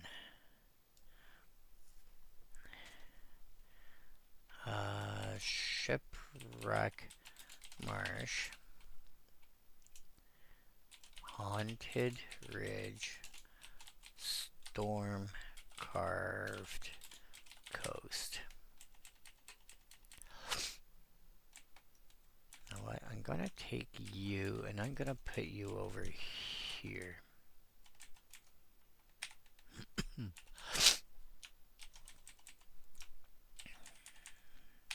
That's that series of tri-lands. That brings that down to 1, that down to 5, and that down to 4. That leaves me 10 lands, which is 2 over here.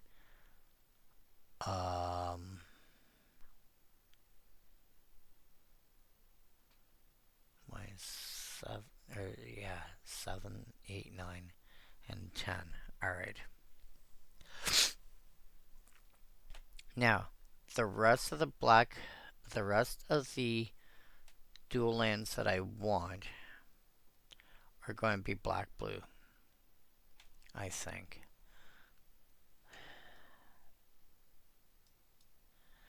So, do I want any of these guys? 2 or more basics, I should be able to run a sunken hollow.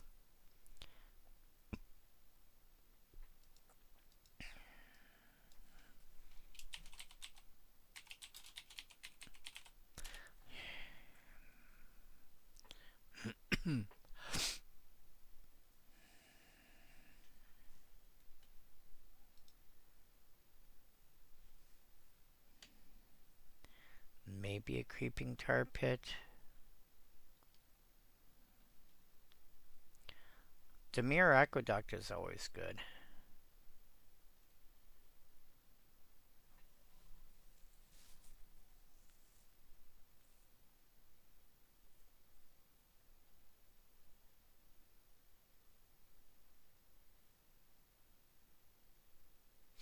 Oh, there's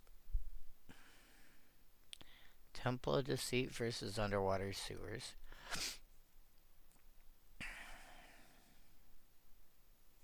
I would rather have Temple of Deceit because I don't have really a way to make use of my graveyard. So 3 and 4. Can I reasonably fill the rest out with what do you call it?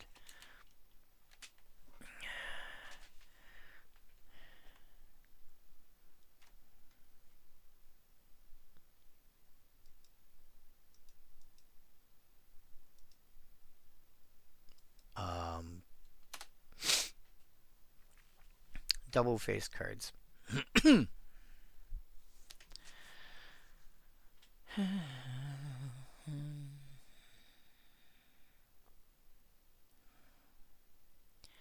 I have. Alright. You. Oh. I want you to be. Oh, that's too dark.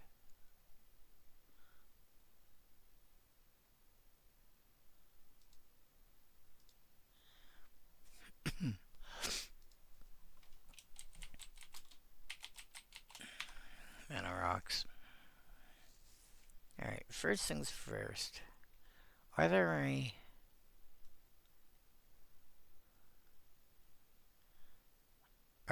red double face cards I really want to run?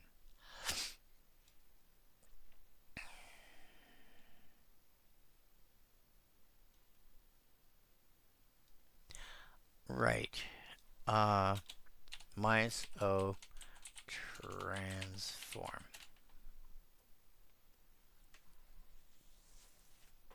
There. Stuff that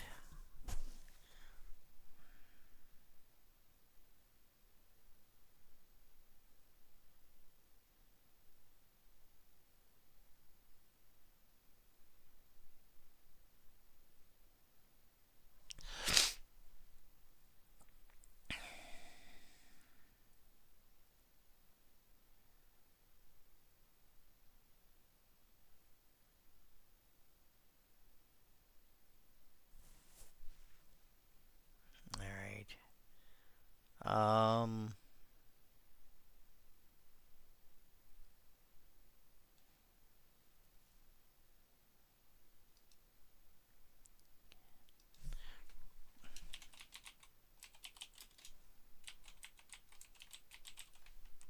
Delicate Awakening.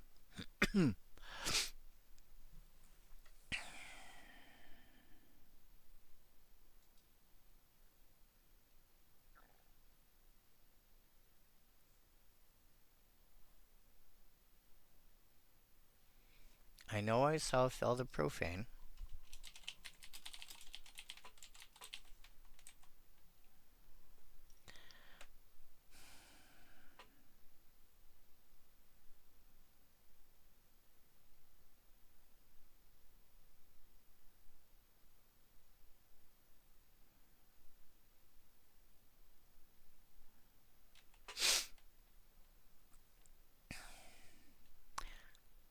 Okay, Black Bloom Rogue is kind of funny.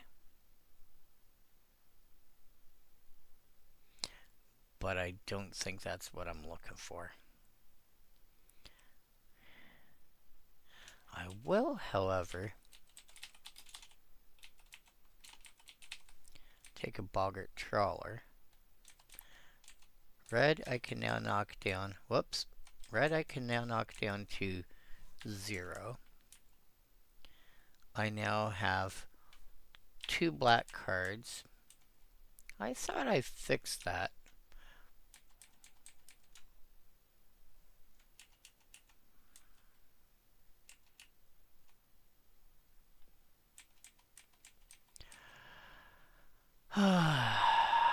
Auto, conditional formatting, delete.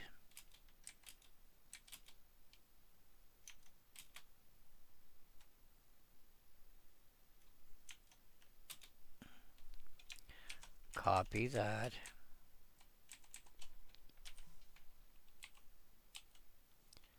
Formats. Go away. How?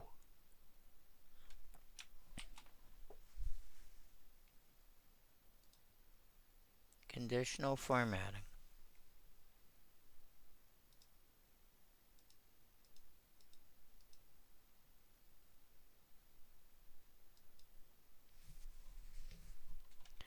There. Right.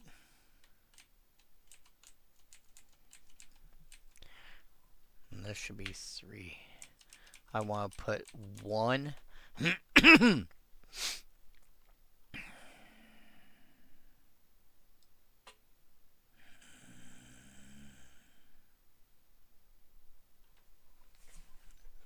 Change target.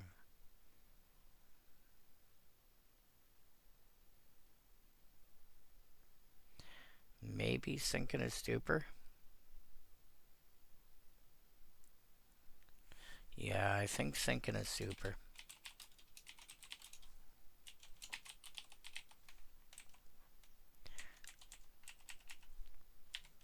Alright, and then give me 4 more blue-black duels and we'll call it a day.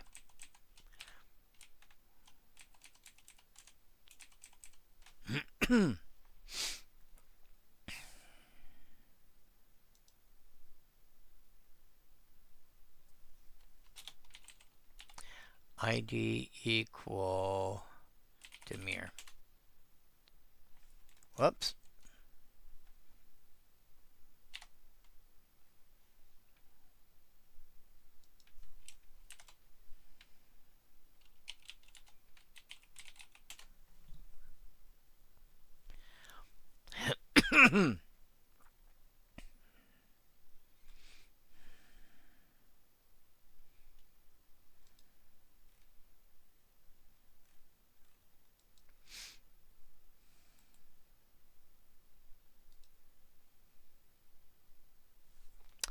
I think I'm looking at fetid pools. Oh yeah, you guys, I'm going to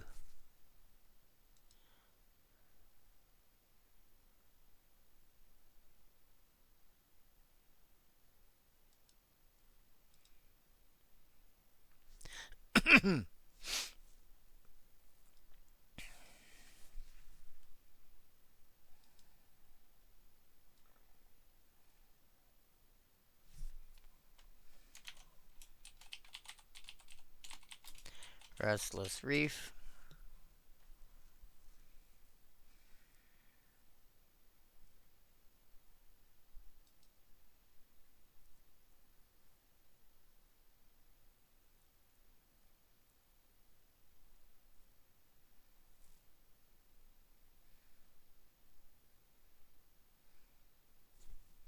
I could run Sunken Ruins.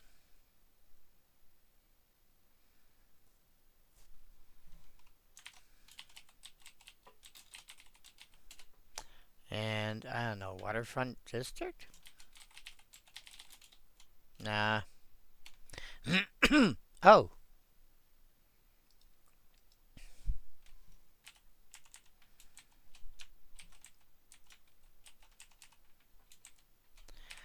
How about um,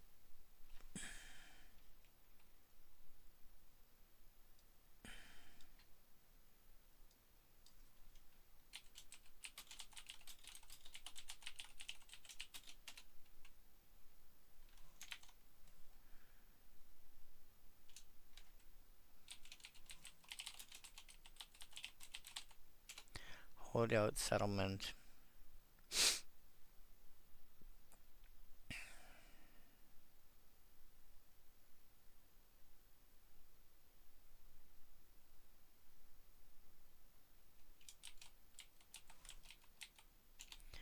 Survivor. How many creatures do I have? 1, 2, 3, 4, 5, 6, 7. Nah, 1.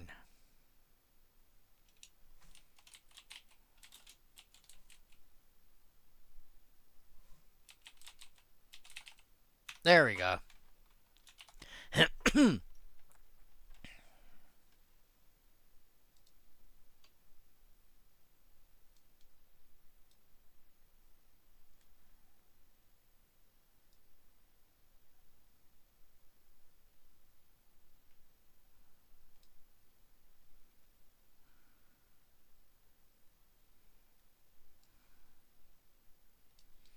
Alright, edit properties.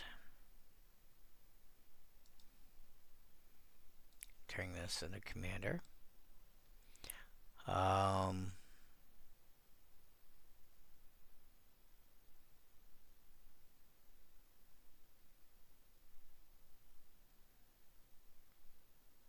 can make this public now.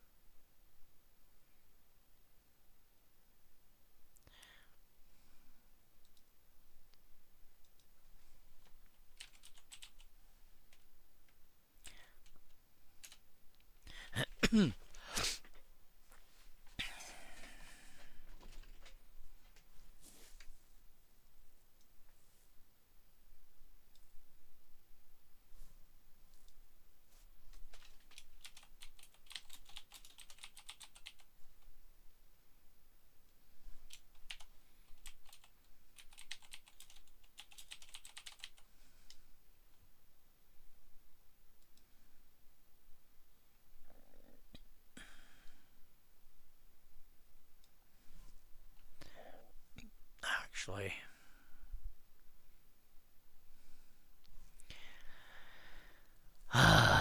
okay, this is going to be the annoying part.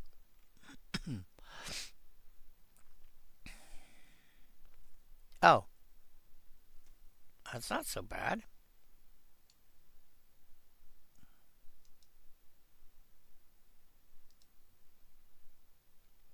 Oh.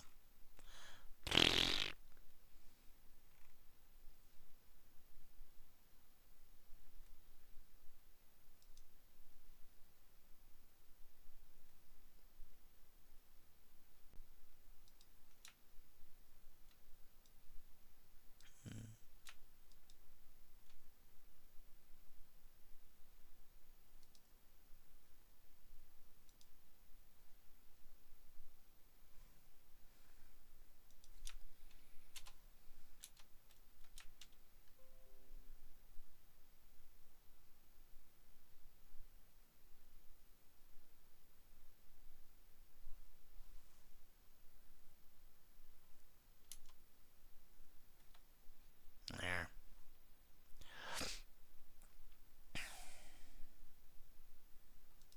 Oh.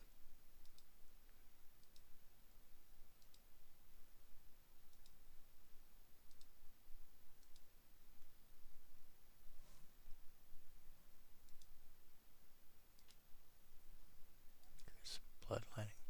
Fool's wisdom. Cruel reality. Move. Huzzah!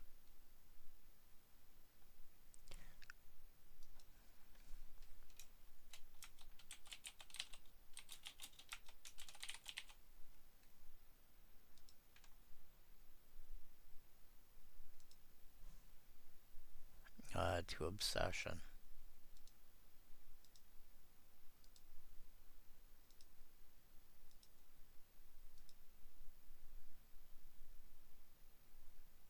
Move.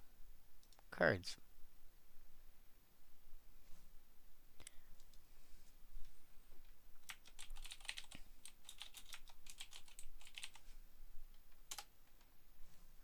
Three.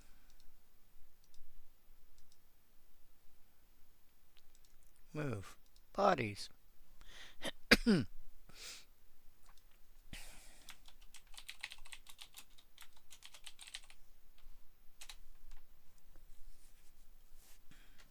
Everything before Shrine Steward.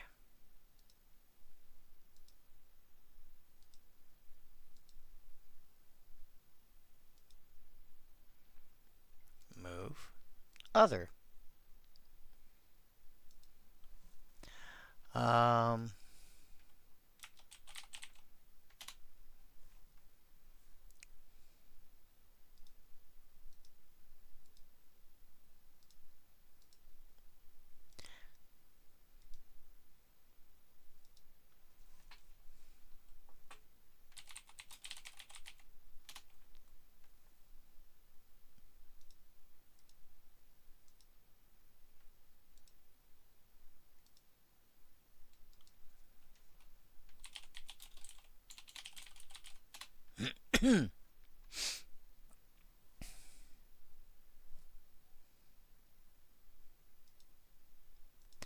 Man, I am glad this allows me to do it this way.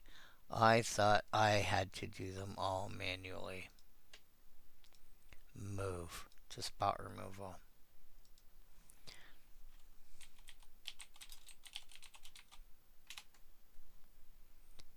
Anything before the dispersing orb.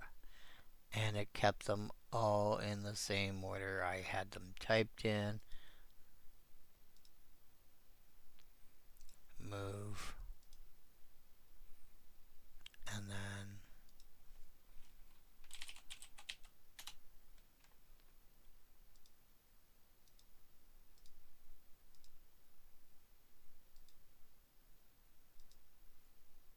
move.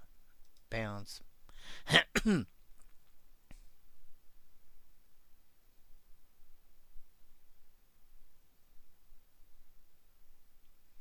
Alright.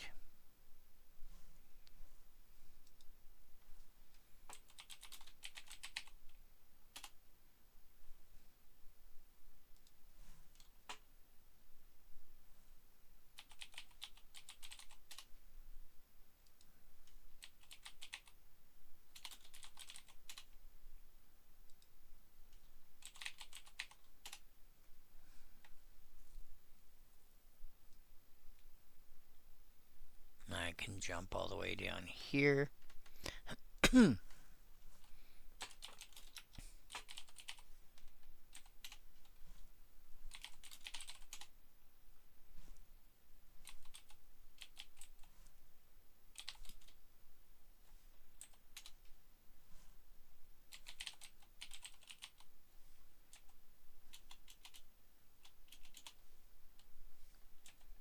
Oh, fire mind vessel.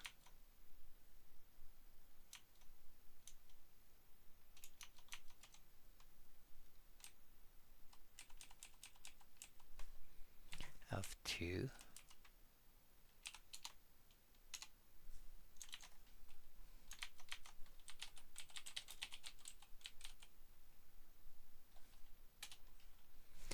And spring leaf drum.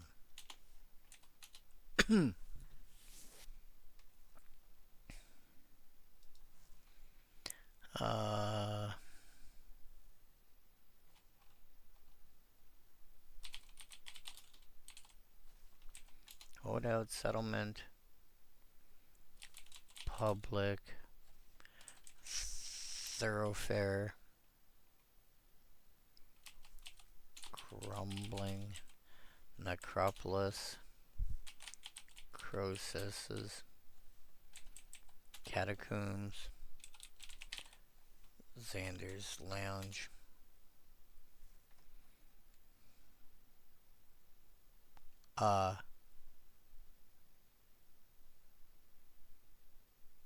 Come on.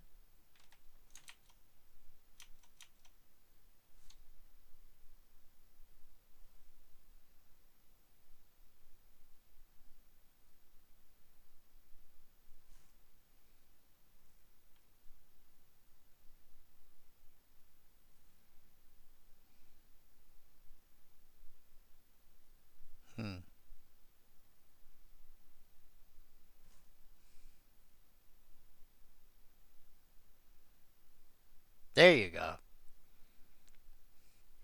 Dual lands.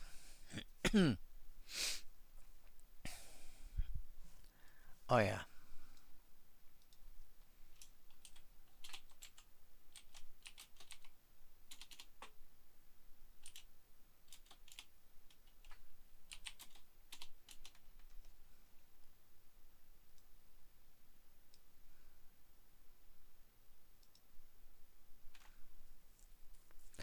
All right. Dual lands.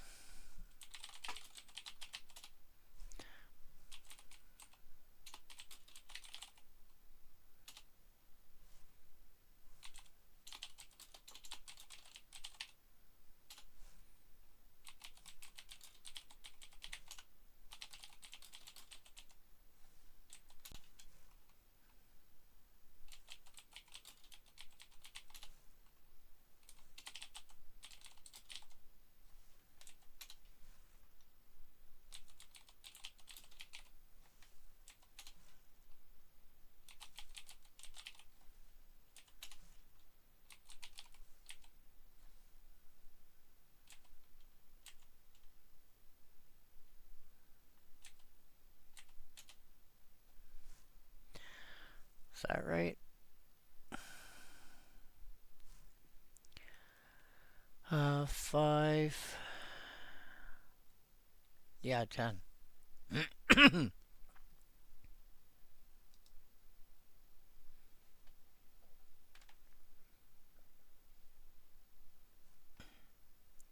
Wow, I haven't had this happen before.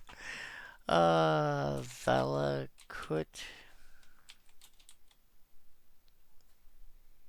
Awakening. Thank you. Fell the Profane. Bogart Trawler. Sink in a Stupor. Then I have Island. Swamp. Mountain. And then this is edit to 6.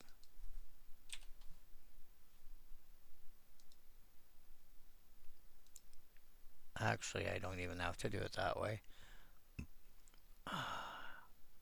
2, 4, 6, 8.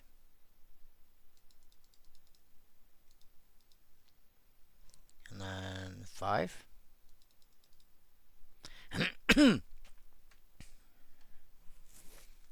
Analyze.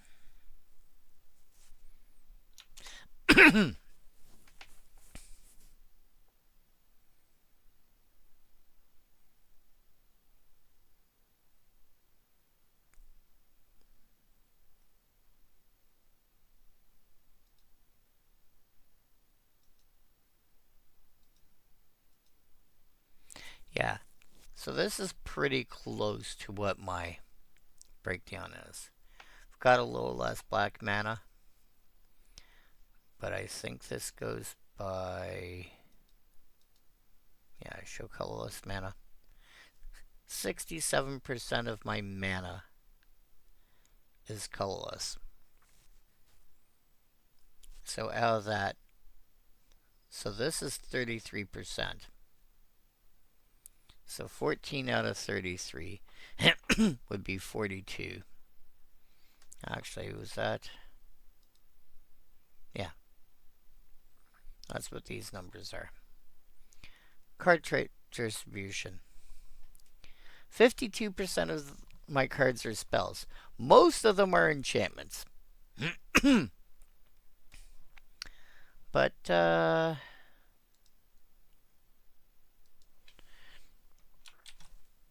I can now...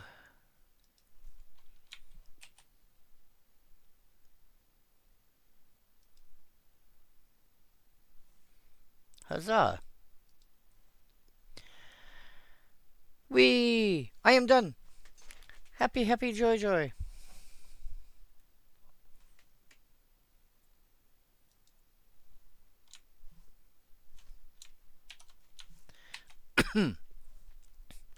Now I do realize I don't have any way to get rid of... I don't really have any way to get rid of stuff that's in the graveyard. But I don't think I care a whole lot about this.